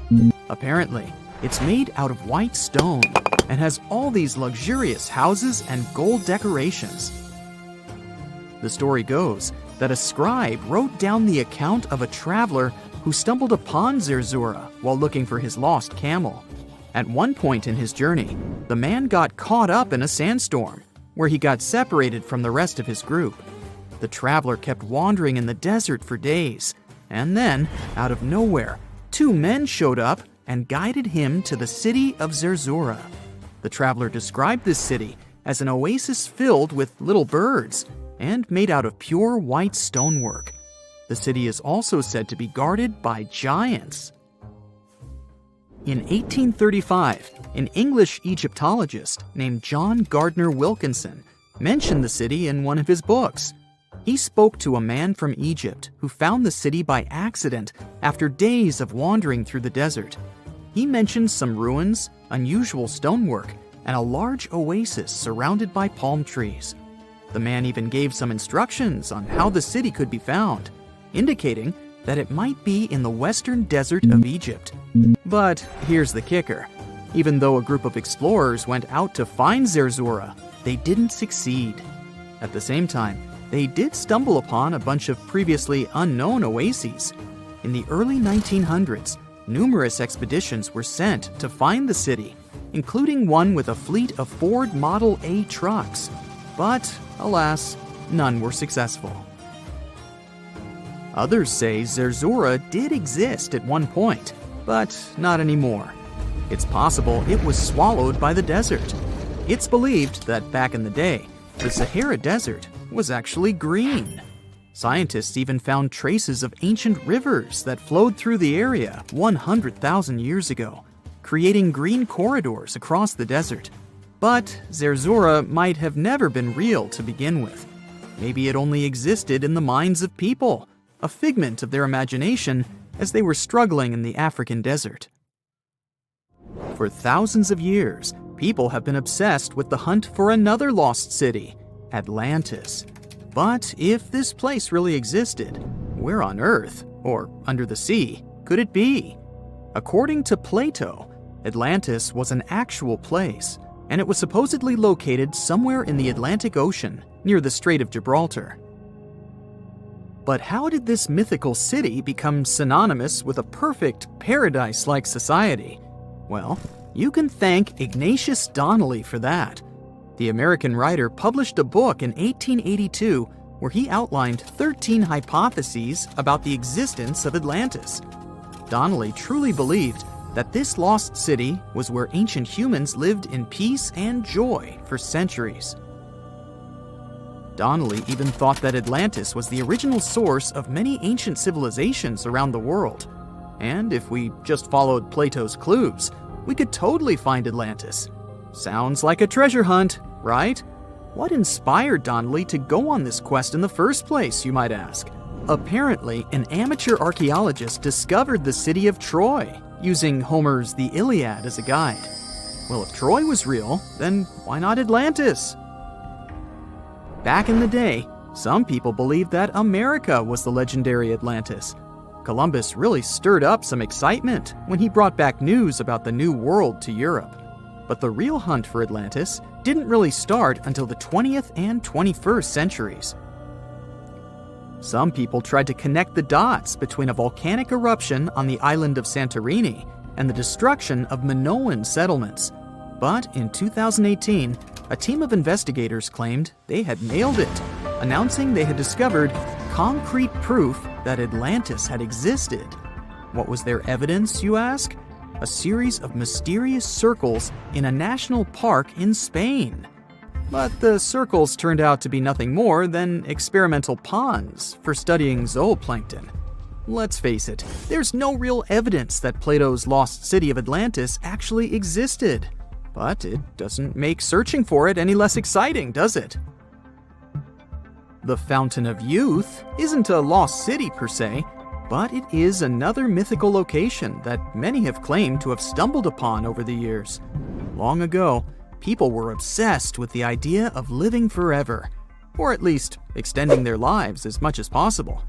Each culture had its own wild story, like the Greeks talking about a magic fountain that let people live longer, or Alexander the Great finding a river of paradise that could heal the wounded.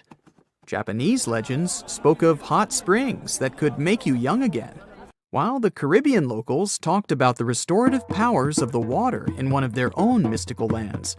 Explorers searched far and wide for these magical waters, but nothing.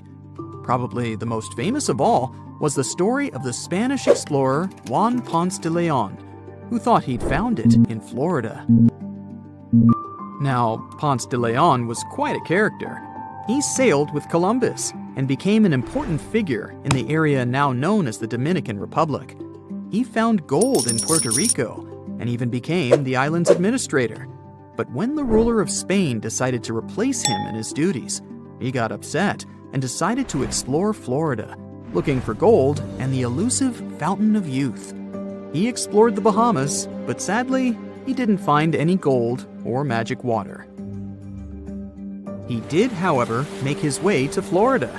He explored the coast and even discovered the Gulf Stream. Unfortunately, his last expedition didn't go well, and he was wounded.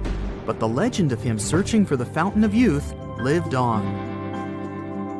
Even though historians don't think he was really looking for the Fountain of Youth, thousands of people visit the Fountain of Youth Archaeological Park every year to try the sulfur-smelling water. It's the oldest attraction in Florida, which has been around since the 17th century. Some say the water has unusual properties, but I'll leave that up to you to decide after you visit this place. Norse mythology has its own mysterious land called Thule. It's said to be somewhere between Scandinavia and Iceland, where the sun barely shines and the cold bites hard. The folks there survive on a diet of millet, herbs, fruits, and roots, washed down with a grain and honey brew. As for its exact location, scholars can't seem to agree on it to this day. The legendary ancient Greek explorer Pytheas was said to be the first to stumble upon Thule during his quest for tin mines. He sailed his way up north, passing by Scotland, and after 6 long days of sailing, he reached Thule. The people there, according to Pytheas, were quite primitive, but that's no surprise since they were just simple farmers living off the land. They showed Pytheas where the sun set on the shortest day of the year. They also told him that in winter, the sun never rose at all, and in summer, there was no night. For many years, historians have been debating the true identity of this mythical land of Thule. Some say it's Iceland, while others claim it's Norway. A little bit of progress has been made recently with the help of a team of researchers. If their findings are correct, Thule might be the elusive island of Smola. That's farther south than any of the Norwegian islands that were on the list of contenders. It may be too soon to celebrate, but it does look like Thule has finally been found. So hi, How about exploring some cool and unusual artifacts from the past? Let's go! Have you ever heard of Chinese magic mirrors? These mirrors were made of solid bronze. They had two sides. The front was a shiny polished surface, similar to our typical mirrors. It was the back that did the magic. When bright light fell on the mirror, it looked as if it was transparent, and the pattern on the back of the mirror got projected onto the wall. The backside could have different designs on it, depending on what its creator wanted to depict. Since the mirror was made out of bronze, no one expected this optical illusion to occur. These ancient artifacts date back to 2900 to 2000 BCE. They became popular in China and were produced in large numbers at the time. Eventually, their fame faded away. For centuries, the magic of these mirrors baffled both people and scientists. In the 11th century, Chinese scientist Shen Ku decided to study the mirrors. He conveniently had 3 of them. He was surprised by the ability of the metal to act as if it were transparent. He believed that some tempering techniques created surface wrinkles on the mirror to make it translucent. Yet these wrinkles were imperceptible to the human eye. It turns out he was right. Many scientists tried to decipher the open mirrors over the centuries, but remained clueless. Finally, in 1932, William Bragg discovered that Shen Ku had been right about imperceptible surface wrinkles all along. Every once in a while, people open multiple tabs in a browser and come to a point where there's no room for a new tab. Apparently, this had also been happening long before computers and the internet were invented. Meet the 16th century browser. This is a full-size book wheel. It's kind of a custom-made rotating bookshelf. Gregory Hayworth, a specialist in textual science, says that this tool has a system of epicyclic gears. That means that the book wheel has a working principle like a planetary system. One gear rotates around another. The shelves of the device maintain a constant 45-degree incline that holds the book securely as the giant wheel turns. Back then, people used the tool while writing encyclopedias and editions of classical works. In this kind of work, a person has to have many books open simultaneously so that the information from multiple sources can be gathered easily. Italian engineer Agostino Romelli is the inventor of this piece of early modern machinery. What if I tell you that sponge divers in Greece accidentally found an ancient computer? They pulled out this artifact from a shipwreck near Antikythera Island in 1901. Scientists called it the Antikythera mechanism and labeled it as the first mechanical computer. The machine looks like a hunk of bronze, but it has some kind of mechanism composed of gears and wheels. So, experts first assumed that it was an astronomer's tool. After an X-ray scan, though, they found out that the instrument was far more complex than they thought. The artifact was meant to calculate astronomical positions, track the 4-year cycle of athletic games, and so on. It contained a box with dials on the outside and had an assembly of gear wheels attached. It's still unknown who built an instrument with this level of artistry 2,000 years ago and why this technology was lost. After seeing how sophisticated the device was, scientists accepted that their perception of ancient Greek engineering wasn't really accurate. Professor Michael Edmonds of Cardiff University admits that based on the knowledge they have, this mechanism shouldn't even exist. Edmonds says the machine is one of a kind and its astronomical calculations are precise. For him, the Antikythera mechanism is more valuable than the Mona Lisa. In 1929, scholars working in Topkapi Palace Museum in Turkey discovered a map. It became famous for being the oldest map showing the Americas. Perry Reese drew this detailed map on a gazelle skin in 1513. He depicted Europe, North Africa, the coast of Brazil, and several islands, such as the Azores and Canary Islands. The most exciting thing is that he created the map only 21 years after Columbus had set foot in the New World. Well, it was new to him. Perry Reese was a maritime scholar and a successful naval commander leading the Ottoman fleet. Yet, while drawing the map, he relied not only on his expertise in sailing.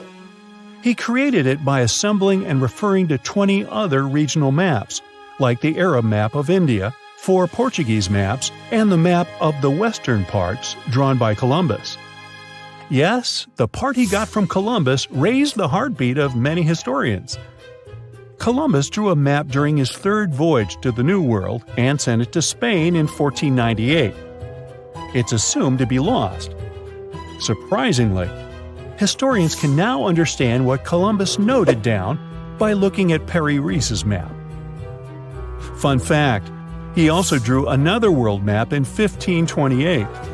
Even though only about 1/6 of this map has survived, it's clear that it described the northwestern part of the Atlantic, the region from Venezuela to Newfoundland, and the southern tip of Greenland.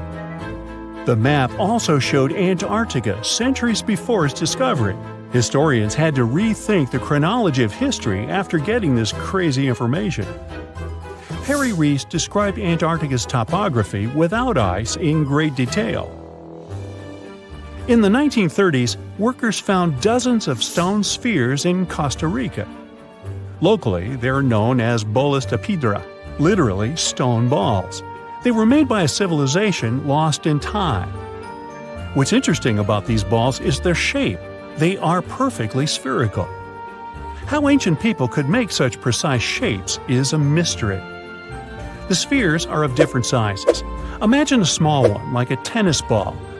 Then put another one next to it, 7 feet in diameter. The largest spheres weighed 16 tons. Archaeologists are sure that these balls are human-made. Yet their purpose remains unclear. Some archaeologists claim that the spheres could represent the solar system or could be inspired by various stages of the sun and the moon. Others say that the stone's placement refers to the houses of chiefs. Most of the stone spheres were sculpted from granodiorite. It's a hard rock similar to granite. Experts believe that ancient people used smaller rocks from the same material as tools to shape these spheres. They also think that sculptors probably heated portions of the stones and then cooled them rapidly. This could have helped them to remove the outer layers of rock. Our next one is an ancient battery set found in Iraq in 1936. The set consists of a ceramic pot, a copper cylinder, and an iron rod. At the top, the iron rod is isolated from the copper by asphalt, and both the rod and cylinder fit inside the mouth of the jar. The copper cylinder isn't watertight, so if the pot was filled with a liquid, it would surround the iron rod as well. Archaeologists focus more on the oxidized iron rod because the vessel just needed to be filled with an acid or alkaline substance to produce an electric charge. After examining this bizarre artifact, an Austrian archaeologist hypothesized that the instrument made use of chemical reactions to generate electrical energy. That's why they likened the instrument to a battery. An ancient civilization might have used it for some kind of electrotherapy. Yet there isn't any electroplated object known from this period. So Koenig's hypothesis was rejected by many archaeologists, but nobody has proven him wrong either. The origin and purpose of the vessel remain unclear to this day. So, want to see the world's oldest art studio? In 2011, archaeologists found 100,000-year-old shells in a South African cave. Those shells were used for paint making. A coating of bright red powder on the inside of a pair of shells is the proof. Archaeologists say they found a complete kit used to produce a pigmented mixture. Now, in a different part of the cave, several paintings were displayed with little price tags on them intended for sale. Nah, just kidding. Although that big one over there would look good over my couch. Imagine you've booked a tour through the jungles of Costa Rica. All of a sudden, you stumble upon a huge stone sphere, nearly the length of a king-sized bed in diameter. How on earth did it end up there? And what does it symbolize? You immediately ask your guide. He's not as amazed as you are and tells you that there are actually several hundreds of them scattered across the south of the country. The mysterious stone spheres don't have an official name. The locals simply call them las bolas, which means balls in Spanish, while historians refer to them as dequis spheres, after the culture that produced them. Scientists have studied the sediment layers of the Earth around them and estimate that the earliest were made around the year 600 CE, and the newest ones date to the year 1000 CE. Many of the spheres were relocated after their initial discovery, and that's why archaeologists can't date them precisely. The dequis culture completely disappeared shortly after they were discovered by the Spanish in the 16th century. Unlike the Mayas and the Aztecs, the myths or legends of these peoples didn't survive, so they cannot explain the existence of the mysterious orbs. More than 300 of these objects have been discovered so far, with some being smaller than 1 inch in diameter, and the largest measures 6.6 feet in diameter, standing taller than most humans. Although there are ones made from limestone, most spheres were carved out of a coarse version of basalt, a type of rock that forms when lava cools rapidly. Some orbs weigh up to 15 tons, and in most cases, their surface is smooth to the touch, although there are coarse, mostly unfinished pieces. If we throw away the theory that river erosion naturally sculpted the spheres, the ancient people seem to have created them by hammering boulders with other rocks. Once they got the rough shape they were aiming for, they would polish the rock to perfection, using techniques such as controlled fracture and grinding. The mysterious spheres are located in the Dequis Delta, on the coast of the Pacific Ocean. Most of them can be found in a place called Farm 6, which, alongside 3 other sites, was proclaimed a UNESCO World Heritage Site in 2014. The area contains other finds from the pre-Columbian era, such as paved areas, burial sites, and mounds. For centuries, the stone balls were hidden under a thick layer of sediment that protected them against the elements and looters until they were unearthed during the 1930s. The company that owned the land was clearing the rainforest for banana plantations when they stumbled upon these unusual stone constructions. Some were damaged by bulldozers, and some by workers trying to pry them open, as they believed there was gold hidden inside. It took a while before the authorities intervened to stop further damage to the finds. Doris Stone, the daughter of an executive of the company that owned the land, was the first to study the spheres. In 1943, she published an article in a leading American archaeological journal, turning the world's attention to the orbs. Expeditions soon followed, and archaeologists were immediately able to determine that the stone formations were human-made, probably created by the ancient indigenous population of Costa Rica. To this day, no one has been able to fully explain their function in a scientific way. It means there's still room for some wild theories about the sphere's origins and true purpose. The most popular theory in the scientific community is that the stone spheres served as decorations and status symbols, as many of them were found near the houses of chieftains. Local tribal leaders were also laid to rest with some of the smaller balls, so these stone formations were definitely associated with power in some way. Chiseling a boulder to perfection involved a lot of labor and planning, and only powerful individuals could afford it at the time. The other popular theory is that the boulders were used for astronomical observations. Individual spheres represented stars or planets, like a primitive map of the night sky. Since they were perfectly round, it was easy to roll them around.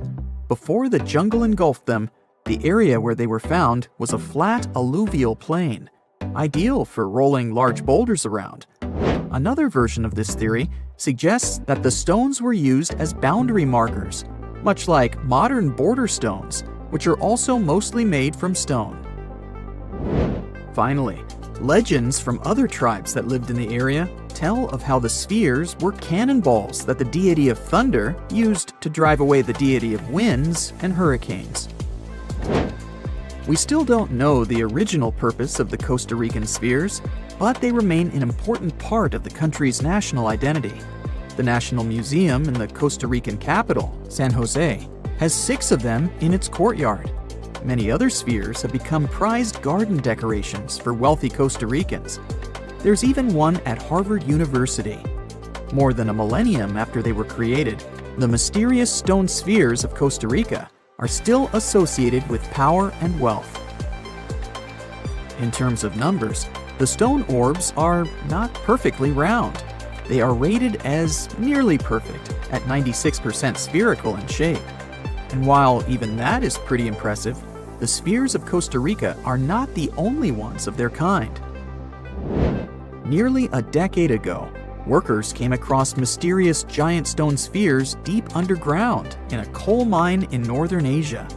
The surface of the spheres, which measured a little over the length of a human footstep in diameter, was unusually smooth, and people tried to explain it somehow.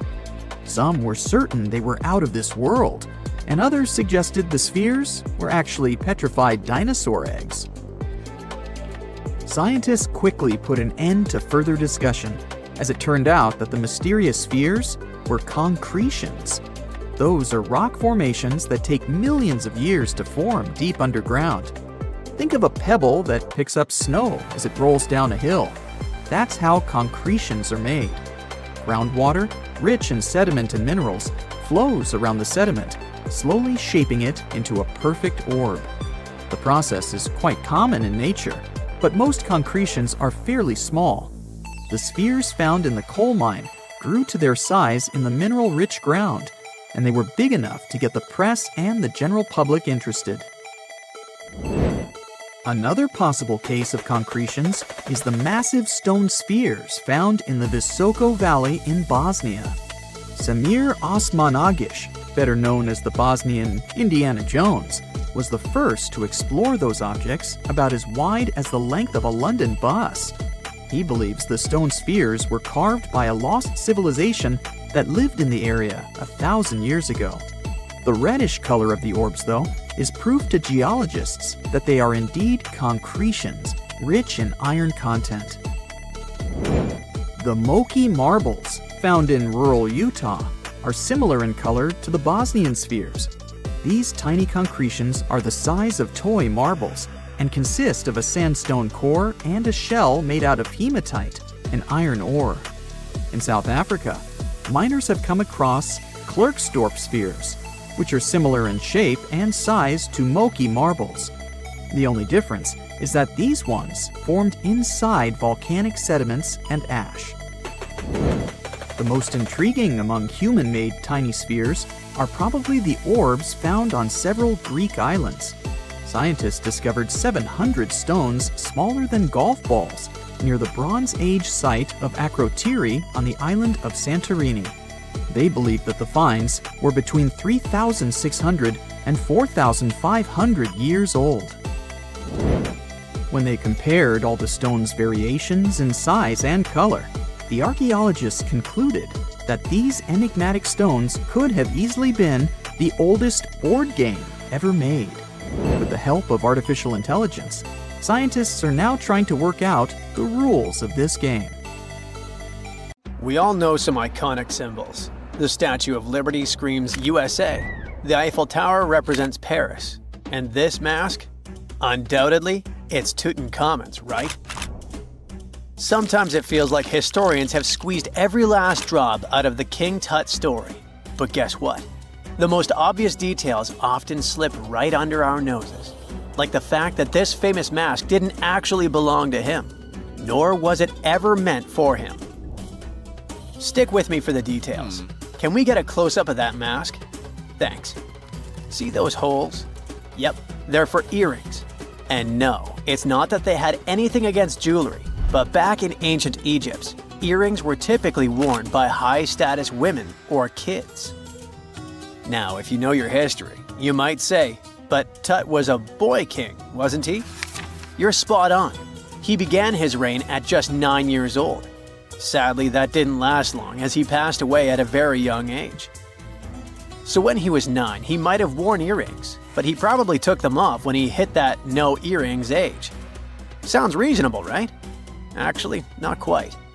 That would have been pretty strange since nobody expected him to pass away young. Certainly not at 9. So no one was preparing a kid's mask for a burial. It's this untimely demise that suggests that the mask used was simply the best option available when Tut passed away. There are more clues pointing to the idea that the mask was found in a hurry. Let's think about this. Even though Tut was mummified and his body could wait a bit, his loved ones wanted him to reach the afterlife ASAP. Some experts even believe the paint in the tomb was still wet when it was sealed. But look at his mask. It's a masterpiece. There's no way it was made in a rush. It's way more elaborate than other simpler cartonnage pieces. The renowned mask of King Tut stands 21 inches tall, adorned with precious stones, and features a golden beard that weighs 5.5 pounds, making the entire mask 22.5 pounds. Okay, I'm a bit confused here. So it seems like it was probably a kid's mask, but it had a beard? I've never seen a 9-year-old with a goatee, and I'm guessing you haven't either. Just think about it. A grown man's face compared to a kid's face. Fun fact for you, our faces pretty much stopped growing at the age of 16, so by 19, Tut would have definitely had the face of an adult man. Can you imagine trying to fit a relatively small kid's mask on a grown man? That would have been super embarrassing, and no one would have let that happen. Right, let's dismiss the kid's theory. Now the second option, if you remember, is that the mask could have originally belonged to a woman. This is where the beard theory comes into play. Some researchers believe the beard might have been added later on. Here's another twist.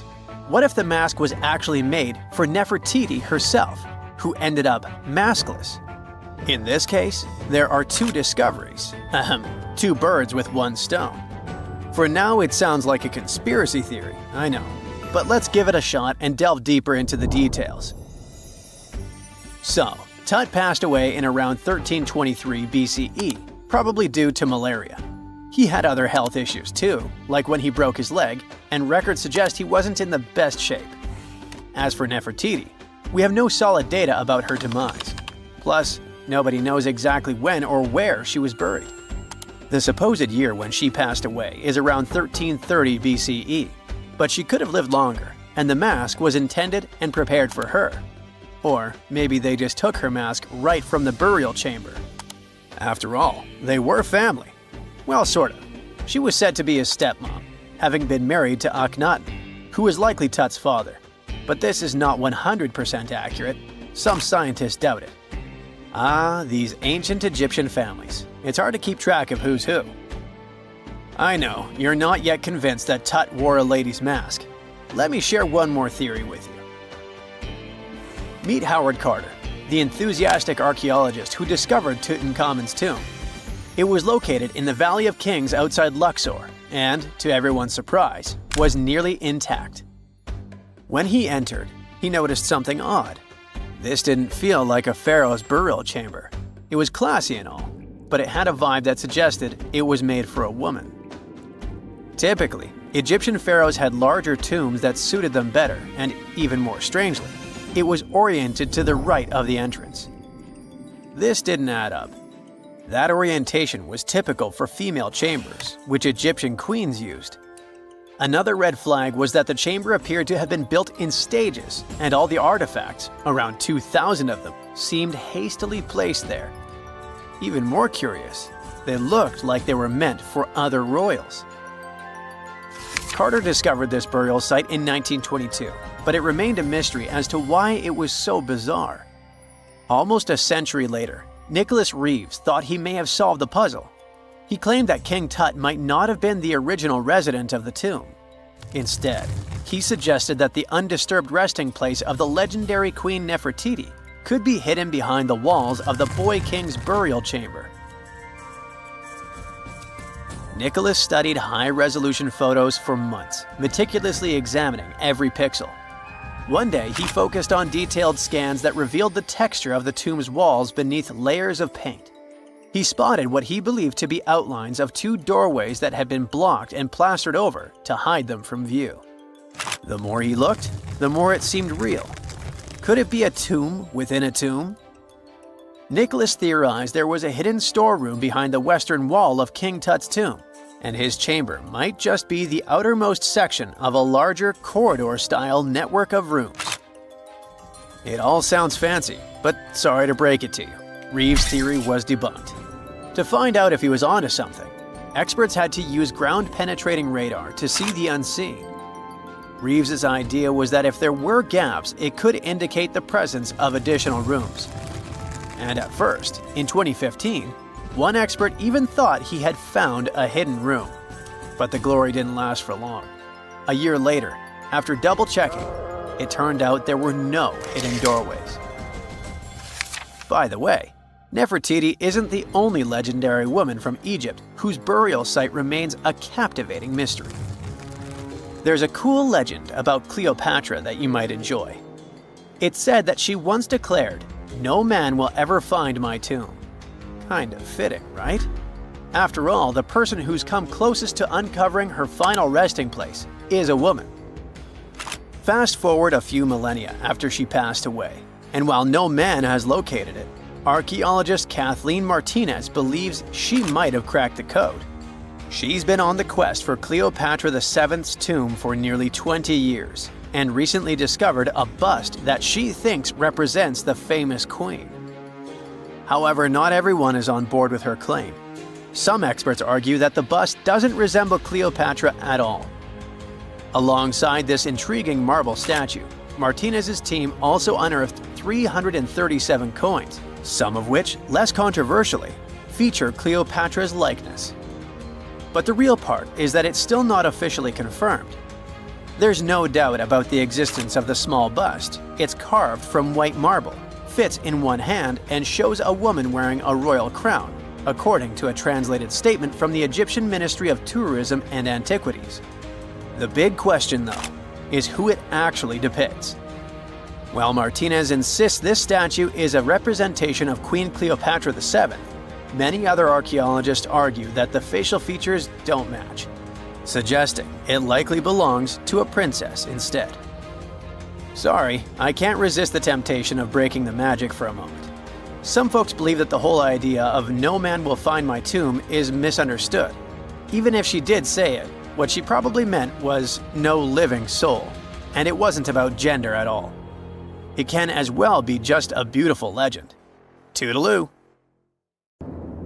If you come across a well in Portugal, resist the temptation to gaze into its depths. The inverted tower in the enigmatic city of Sintra sends chills through those who encounter it as it spirals down a daunting 88 feet into the underground. It certainly wasn't designed to collect water, yet its true purpose remains a closely guarded secret. Dating back to around 1904, this well could have been involved in a mysterious initiation tradition from the Knights Templar. The Templars had faded into history almost 6 centuries before the construction of this pit, but their enigmatic traditions were revived by later generations. So one theory says that candidates seeking to join the group back then had to confront their deepest fears by facing this well, descending its spiral staircase blindfolded. When they reached the bottom of the inverted tower, they removed their blindfolds and were faced with this frightening sight. The only way out of this dark labyrinth was to keep looking up and following the light. Now imagine yourself browsing the shelves of a used bookstore until you find a book with an alphabet you've never seen before. You decide to use an image translation app but find no matches. Intrigued, you buy the book. Then you show it to your friends and family, but nobody recognizes that alphabet. Rare book dealer Winfried Vonnig probably experienced the same frustration back in 1912, when he acquired what would later become the most enigmatic book in the world. The work is known today as the Voynich manuscript, and it's written entirely in an unknown language that no one has deciphered yet. The pages of this 15th century codex are filled with botanical drawings, but these aren't typical daisies or roses. In fact, they don't resemble any plant species that we know of. What makes things even stranger is the illustrations of unfamiliar constellations and women swimming in green baths. Delving deeper into the realm of mysterious texts, we set off on a journey to the Qumran Caves near the Salt Sea in the Middle East. In 1952, a team of archaeologists stumbled upon 2 scrolls made of highly oxidized copper at the site. Unrolling them was a major challenge, so they decided to cut the scrolls into 23 parts to investigate them. Imagine their surprise to see Hebrew words like gold and silver popping up. But no, it wasn't an ancient invoice. It was more like a treasure map, pointing the way to over $1 million. Unfortunately, the treasure was never found. Not for lack of trying, though. You see, the quest isn't as easy as it may appear. Some of the copper scroll's vocabulary is technical, and some geographical locations remain a mystery. There's also one last possibility. Perhaps it's all a work of fiction, like a pirate tale from the old days. People talk about Mona Lisa's almost haunting stare that seems to follow you no matter where you stand. But here's a quick question. Does she have eyebrows? You got it right if you said no, and her complete lack of eyebrows adds another layer of mystique to her gaze. The most common explanation is that beauty standards were different, and perhaps plucking the hairs above the eyes was a thing around 1503. But take a look at other Italian paintings from that time, like La Schiavona or Portrait of a Young Girl. Yep, eyebrows. So, not everyone was entirely pleased with this theory, like French inventor Pascal Cotte. He spent 3,000 hours analyzing scans of the painting to dig through all the layers of Leonardo da Vinci's masterpiece. Now he claims that the Mona Lisa once had eyebrows, but they disappeared over time due to cleanings and restorations. Some historians, however, still question his findings, which means that Mona Lisa's style, or lack of it, remains an unsolved mystery. So, you decide to travel to Rio de Janeiro, and everyone tells you that Sugarloaf Mountain is a must-see. When you spot the mountain from a distance, you realize that the stone has a cavity. But around noon, the whole view changes. The shadow in that cavity takes the shape of a bird, an ibis to be precise. A local legend links this bird shape to the ancient Egyptian deity Thoth, as if the ancient Egyptians once visited Rio de Janeiro and were somehow inspired by the natural phenomenon. But it's probably just a big coincidence. I mean, literally. The real mystery, however, lies in the waters around Sugarloaf Mountain. In the 80s, archaeologist Robert Marks got a tip from locals about a treasure hidden beneath Guanabara Bay. He dove in and found quite a few Roman amphorae. You know, those ancient vases with 2 handles? His discovery could potentially provide evidence of a Roman shipwreck that might have reached Brazil 17 centuries before the Portuguese even set foot there. However, he couldn't proceed with his research, and to this day, the idea of the Roman presence on Brazil's coast remains uncertain. The true location of Cleopatra's tomb isn't the only ancient Egyptian mystery. Many secrets are carved into the walls of ancient structures, like in the Temple of Seti I. Take a close look at this hieroglyph, and you'll notice that it resembles a modern-day helicopter. Look to the right, and you'll see an engraving that looks like a submarine. Odd, right? The most reasonable explanation for this has to do with the legacies of different rulers. When a new pharaoh came to power, they had their own hieroglyphs added over the original ones. But this is still a topic of debate, as some Egyptologists believe that these mysterious hieroglyphs may represent some kind of ancient technology. The same applies to the Dendera light. The image found in the underground passageway of the Hathor Temple is a subject of significant controversy in Egyptian history. Some researchers suggest that the inscription simply represents a rising sun, while others interpret it as evidence of some kind of modern lighting system. And it does indeed resemble Crookes' tube, one of the early experiments with electrical discharges.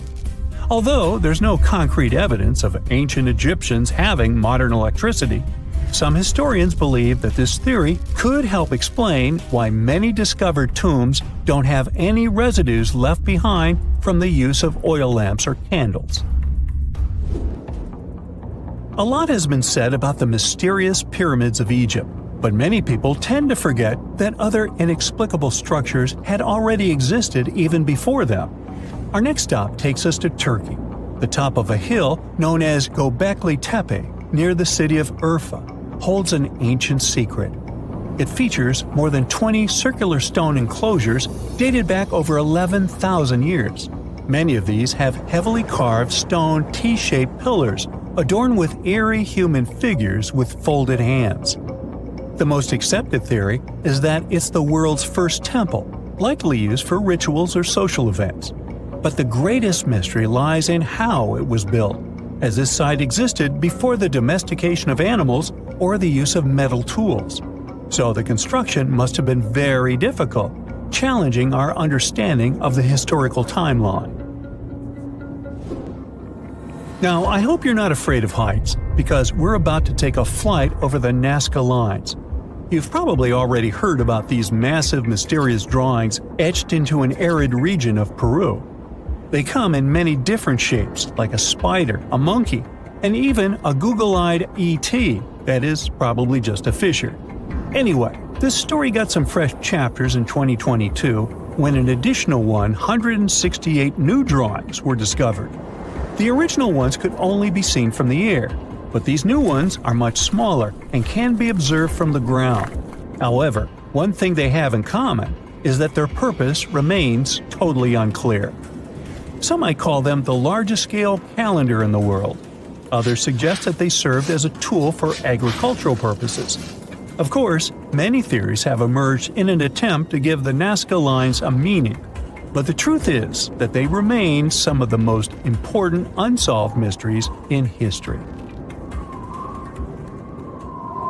Big news! Santa is real, and he looks like this.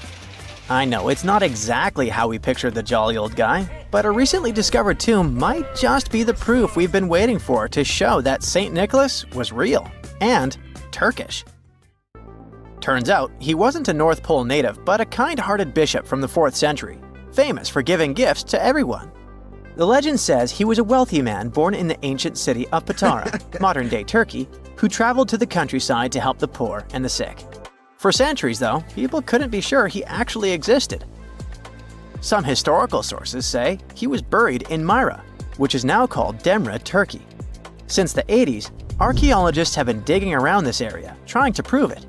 And now, their Christmas miracle has finally come true. After digging 6 feet deep in an annex of St. Nicholas's church, they uncovered a mysterious limestone tomb, about 2 meters long. While they're pretty sure this is St. Nick's final resting place, they're still searching for an inscription to confirm its exact age. Now, if we're talking about the fictional Santa Claus, legend says his home is in Lapland, Finland. Back in 2018, archaeologists made an interesting discovery that could finally prove that Santa was real. They were digging at a site called Tiny Aro when they stumbled upon about 200 burial pits. But when they looked inside, there was definitely no sign of Santa.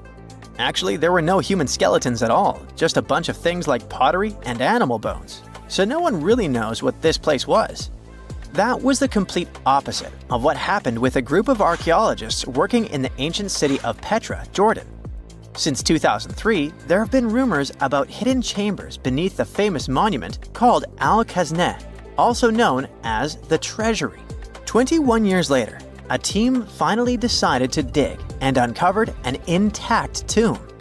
Inside, they found at least 12 human skeletons and artifacts, estimated to be over 2,000 years old. Hundreds of thousands of tourists travel to Al-Khazneh every year, and most of them probably go there to see the site of the Holy Grail in the movie Indiana Jones and the Last Crusade. So, do you want to know the funny part? One of the skeletons in the tomb was clutching a ceramic chalice that looked a lot like the Holy Grail. You probably remember the devastating fire that caused massive damage to Notre Dame in Paris back in 2019. Because of that, the building, originally built between the 12th and 13th centuries, had to be restructured. But archaeologists saw it as a golden opportunity to dig into the site and uncover its hidden secrets. The team was only allowed to dig about 16 inches beneath the floor, but that was enough. As soon as they removed the floor tiles and cleared away a thin layer of dirt, they spotted the top of a lead coffin. Then, they found some limestone sculptures, including life-sized heads and torsos. Altogether, they uncovered over 1,000 fragments of different works of art. Ancient statues have been found in the most random places, including a sewer. In July 2024, Bulgarian archaeologists were checking a Roman sewer in the ancient city of Heraclea Sintica when they found a nearly 7-foot-tall marble statue of Hermes, the Greek messenger deity. This town was completely devastated and abandoned after 2 earthquakes, one in the year 388 and the other in the year 425. But somehow, it didn't destroy this statue. In fact, its head was found in surprisingly good condition. Finding ancient artwork is definitely fascinating, but imagine stumbling upon an entire hidden city in the Amazon rainforest. Using high-tech lasers, researchers uncovered a lost civilization with thousands of structures and a whole network of roads, canals, and houses, all buried beneath the dense jungle. This city was built around 2,500 years ago, in an area located in the shadow of a volcano, which, by the way, could have erupted and destroyed this civilization at some point. It's hard to say exactly how many people lived there, but experts estimate they stayed up there for about 1,000 years. This discovery proves ancient people also had huge, organized cities in the middle of the Amazon. A similar thing happened in Campeche in southern Mexico. An archaeologist was doing some research on the internet when he accidentally discovered a hidden Maya city. This area, now called Valeriana, was huge, about the size of Edinburgh, the capital of Scotland. It had pyramids, sports fields, amphitheaters, and paths connecting different districts. Thanks to satellite images, archaeologists uncovered an entire unknown civilization from the Bronze Age. They were checking out aerial images when they discovered 100 prehistoric settlements in the Pannonian Plain, a region that includes parts of what's now Serbia and Hungary. The people who lived there are now known as the Titsa Site Group, and it looks like they were a pretty well-organized society, skilled at growing food, hunting, and fishing. Google Earth helped a team to uncover a mysterious set of 400 ancient gates in Saudi Arabia. These gates, scattered across the desert, are thought to be from thousands of years ago. They're made of stone and arranged in weird formations that have left archaeologists scratching their heads. I mean, they don't look like they were meant for funerals, and they don't seem like structures where people lived. So, we still have no idea what they are. Technology is really changing archaeology. Thanks to artificial intelligence and, well, a $1 million prize, we've finally been able to decipher part of an unreadable and super damaged ancient scroll. The Herculaneum scrolls were discovered by workers digging up the ancient town of Herculaneum near Pompeii in 1752. But their condition was so bad that, for years, they were considered indecipherable. Thankfully, AI has helped unveil their secrets. Based on the studies so far, experts believe that one of these scrolls was written by a philosopher who valued pleasures, like music and food, above all else. No doubt, Stonehenge in England is one of the most mysterious places on Earth. Some theories even suggest it was built by extraterrestrials. After more than a century of research, archaeologists are still figuring out how it came together. See that big altar in the middle? Turns out it came all the way from Scotland. And that's pretty wild, considering this massive sandstone block weighs over 6 tons, and the people who built Stonehenge more than 4,000 years ago didn't have the luxury of wheels or modern tools. We can find some pretty amazing stuff in the oceans too. In 2013, a mysterious shipwreck was found about 20 feet underwater off the coast of Kenya. At the time, no one knew where it came from, but now, researchers are pretty sure this could be a ship from Vasco da Gama's fleet. You know, the famous Portuguese navigator, best known for being the first to sail from Europe to India by rounding Africa's Cape of Good Hope. If it's confirmed, this shipwreck could be one of the earliest European shipwrecks in the Indian Ocean. Ancient treasures can take many forms, including a bottle. Recently, archaeologists in Norway uncovered a 150-year-old message in a bottle during an excavation of a Viking burial mound. The bottle contained a letter written by Anders Lorange, an archaeologist who worked on the site back in the 1800s, along with his business card and a few coins wrapped in paper. The letter gave some details about the excavation, though it seems Lorange got a few things wrong, like the exact number of Viking shields discovered. At the end of the letter, he wrote a personal note in runic script, "Emma Gade, my girlfriend." So it gave us not only insights into history, but also a peek into his love life. Imagine discovering an ancient city without leaving the comfort of your home. In 1963, a man in the Nevşehir province of Turkey did exactly that. He was renovating his house. He knocked down a wall in his basement and found a mysterious room. He continued digging and saw a tunnel. This is how Derinkuyu underground city was found. Derinkuyu is one of the deepest multi-level underground settlements of Cappadocia and in all of Turkey. This engineering masterpiece has 8 levels. The inhabitants living on those floors had access to cellars, storage areas, chapels, a school, a study room, and other structures. All floors are connected by an extensive network of tunnels. It's believed that the underground city was built as a shelter. You can't see the construction from the outside. Its depth is approximately 279 feet. The complex was large enough to shelter about 20,000 people, plus their livestock and food supplies. There's also a 180-foot ventilation shaft. People used it both for ventilation and as a well. The well supplied water both to the villagers living on the surface and to those hiding in the underground city. Interestingly, those living on the bottom levels were able to cut off the water supply for the upper and ground levels. This kept the water safe from potential poisoning. The place was designed for protection. The tunnels could be blocked from the inside with huge round rolling stone doors. The passageways were extremely narrow. Potential invaders had to enter the tunnels one at a time. Seems like they thought of everything in the 7th century BCE. Archaeologists believed the Phrygians were the ones who first built the levels.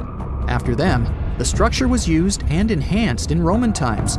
This was when the chapels were added. The golden time of Derinkuyu, however, was during the Byzantine era. But how did these people manage to create such tunnels?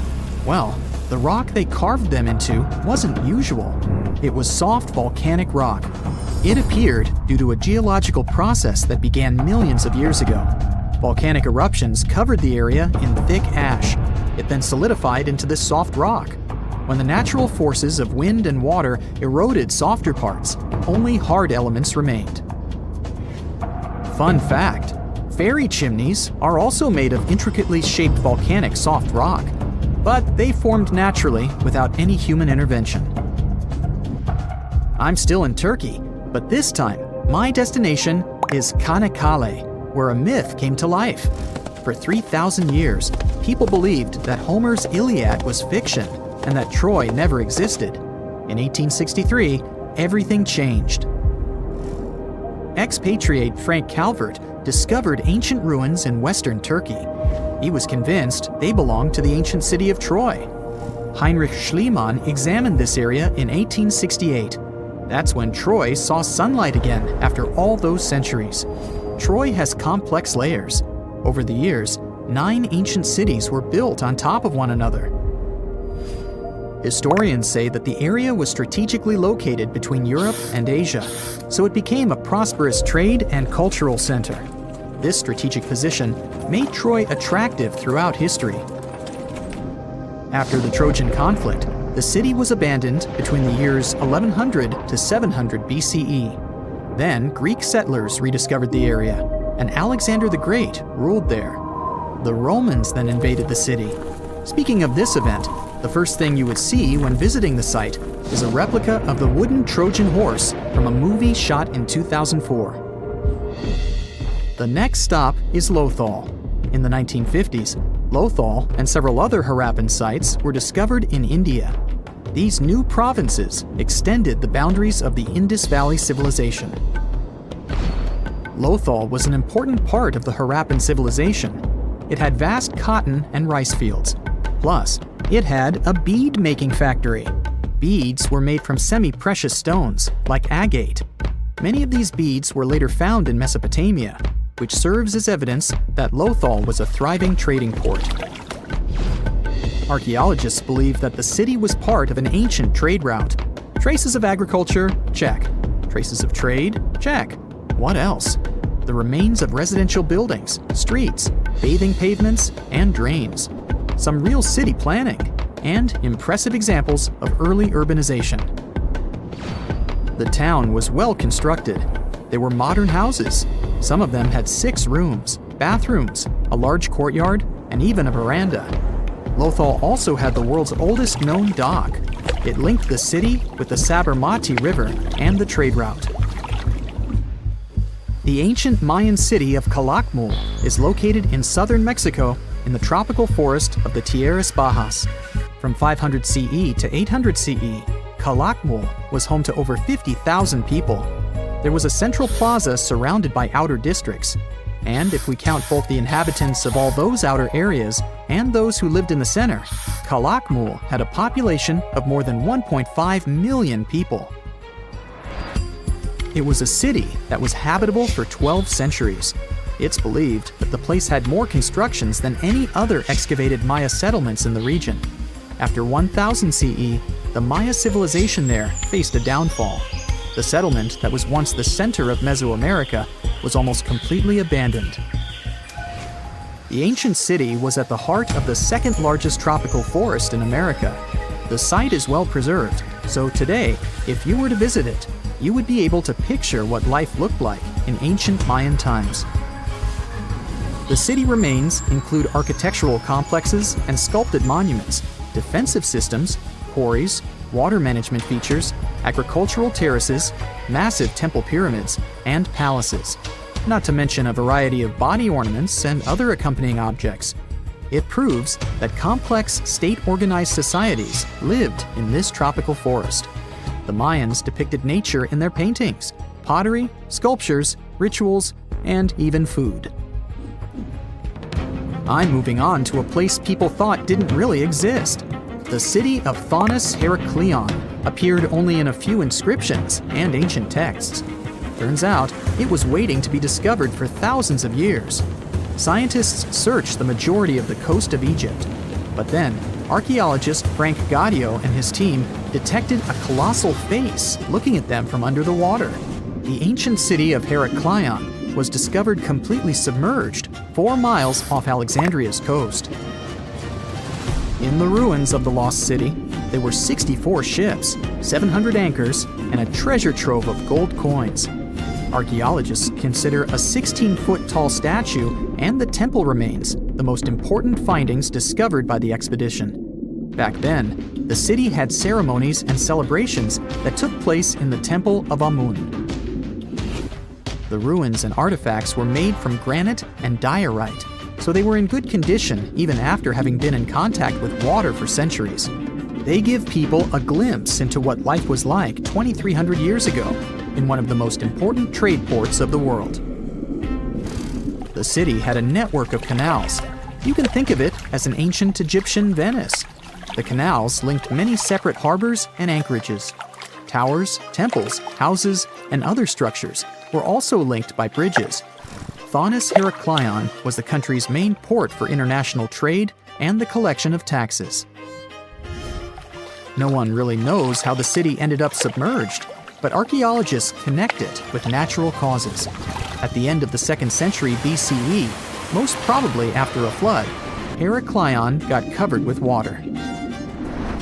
Then, Alexandria, the city founded by Alexander the Great, became more glorious than Heracleion. Before Alexandria's fame, Heracleion was the main port of entry to Egypt. So, after the disaster, many ships heading for Heracleion had to change their route and go to Alexandria. Heracleion lost its glory until its rediscovery in 1933. Mesa Verde is an American national park in Colorado. The park is the largest archaeological preserve in the U.S., with more than 5,000 sites, including 600 cliff dwellings. Mesa Verde means green table in Spanish. The name comes from the shape of the mountains in the area, with flat tops and steep sides. The park is an ancestral Puebloan archaeological site. Starting from 7500 BCE, a group of nomadic Paleo-Indians seasonally lived in Mesa Verde. They were hunters, gatherers, and crop farmers. They built the first pueblos in the region. By the end of the 12th century, the Mesa Verdeans began constructing massive cliff dwellings, which are now the best-known structures in the park. This hidden village is called Aogashima. It's located right in the middle of a volcanic crater.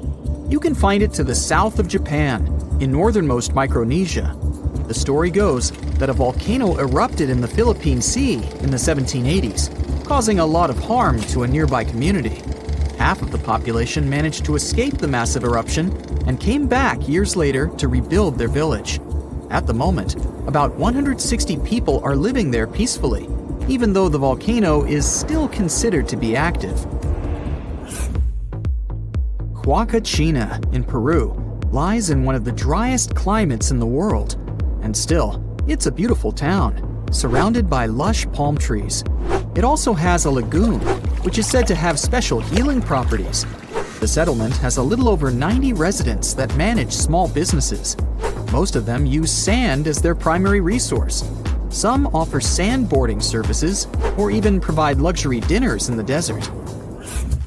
For over 500 years, a small group of people has been living on a cliffside of a peak called the Green Mountain. It's one of the most remote places in Oman and in the whole world. The only way to reach the settlement is on foot, by mule, or by all-terrain vehicle. It's called Al Sogara, and you need to hike around 20 minutes up a steep stone staircase to get there. The village appeared back when the locals chiseled their houses into the mountain stone to protect themselves from storms and the cold. 5 families of the Al-Sharaki tribe still call this place home, about 25 people in total. A lot of other villages like this one can be found in the region, but Al Sogara is special because it's the only one that is still inhabited. Up until 14 years ago, there wasn't even electricity or telephone lines here. The nearest road you could drive on was 9 miles away. Since there were no schools, people had to learn how to read and write at home from their elders. To this day, the villagers continue their traditional practice of building their homes by carving them directly into the mountain rock. One of the most beautiful Greek gems is Monemvasia, a castle town located in southeastern Peloponnese. It was designed to be invisible from the mainland for added protection. You can only see it from the sea, and to reach it, you need to follow a narrow pathway that connects it to the mainland. That's actually how its name came into being. It translates to a single passage. Monemvasia was built in the Middle Ages, exclusively carved in the mountain rock. These days, a lot of old mansions have been turned into guest houses and boutique hotels. Not only is the architecture amazing and beautifully preserved, but it's also surrounded by crystal clear waters. A town with no roads? Pack your bags for Giethoorn in the Netherlands, if you don't mind traveling by boat. The town is very peaceful, probably because everyone here travels by canals. Even the mail gets delivered by water. Since there's no car traffic and people rarely move around, the town is really quiet. So quiet that the loudest sound one can hear is the quacking of a duck every now and then. It initially started as a movie set, but Hobbiton in New Zealand still exists, even after the filming of The Lord of the Rings and The Hobbit was finished. Tours to the charming set town are now available. There are 44 Hobbit holes in total, though only a few of them are actually open to the public. The isolated cliffside village of Gasadalar in the Faroe Islands has a population of only 11 people. It's mostly known for its scenic waterfall, which falls directly into the Atlantic Ocean. you could only reach it on foot, hiking through the mountains not so long ago. However, a tunnel has been constructed recently, making the place easily accessible by car. The 1980s musical Popeye had a custom set built on Malta. It wasn't taken down after the filming had been finished, and Popeye Village is now home to groups of beautifully colored wooden buildings and a company of actors. There's a lot of fun stuff to do there, like watch theater shows, go on boat rides, visit museums, or simply explore the creative village. The oldest and most photographed village in Austria is called Hallstatt. It's a hidden European gem with beautifully preserved old buildings and a subterranean salt lake. It's also home to a museum with artifacts as old as 7,000 years and the world's oldest salt mine. Fort Bourtange in the Netherlands is a small establishment shaped like a star. Creative parts aside, it was built this way for defensive purposes. It gave the guards of the fort a strategic advantage because they had a perfect 360-degree view. These days, the construction is perfectly preserved, including its old buildings, cobblestone streets, wooden windmills, and sophisticated bridges. In Morocco, there's a traditional earthen village made entirely from clay bricks. You can find it in a valley close to the Atlas Mountains, 32 miles from the capital of Morocco. Merchants who followed the trans-Saharan trade route went through this town, carrying spices and gold. As the trade route became less and less popular, many of these fortresses were abandoned and are now preserved relics. It's one of the best places for skiing in the world, but it's still hidden from the public. No wonder the locals call it the secret side of the valley. Located in Austria, the tiny village of Warth has only a couple hundred inhabitants. Not only is it the snowiest village on Earth, but it also has access to one of the biggest ski slopes in the world.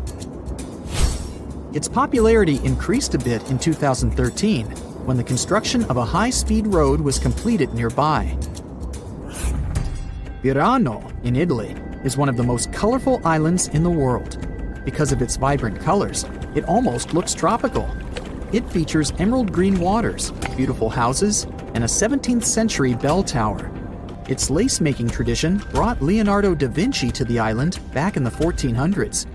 He bought a piece of cloth there and later used it for the design of the famous Dome of Milan. If you have a UK passport, you must be familiar with the beautiful small town of Bibury, as its scenery is featured in your ID. It's surely one of the most charming towns in Europe, as it's made up of stone buildings standing on the River Colne.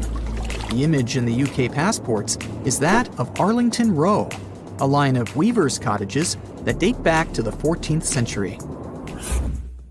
The town of Coober Pedy in Australia is partially underground. It all began back in 1915, when opal deposits were found in the area.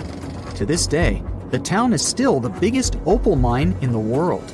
People living there figured out that it would be more comfortable for them to stick to the underground, as the temperatures outside can reach 125 degrees Fahrenheit. So, the settlement now has underground stores and galleries. Coober Pedy is also home to the world's first 4-star underground hotel.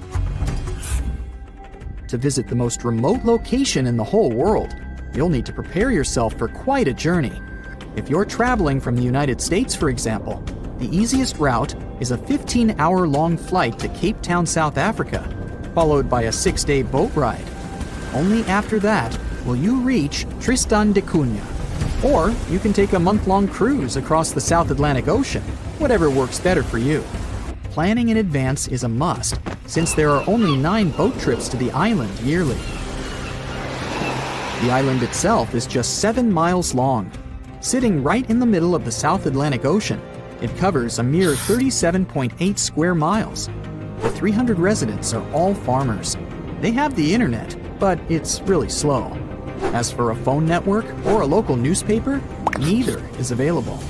The inhabitants of the island speak a dialect of English that is used by the smallest number of people in the world.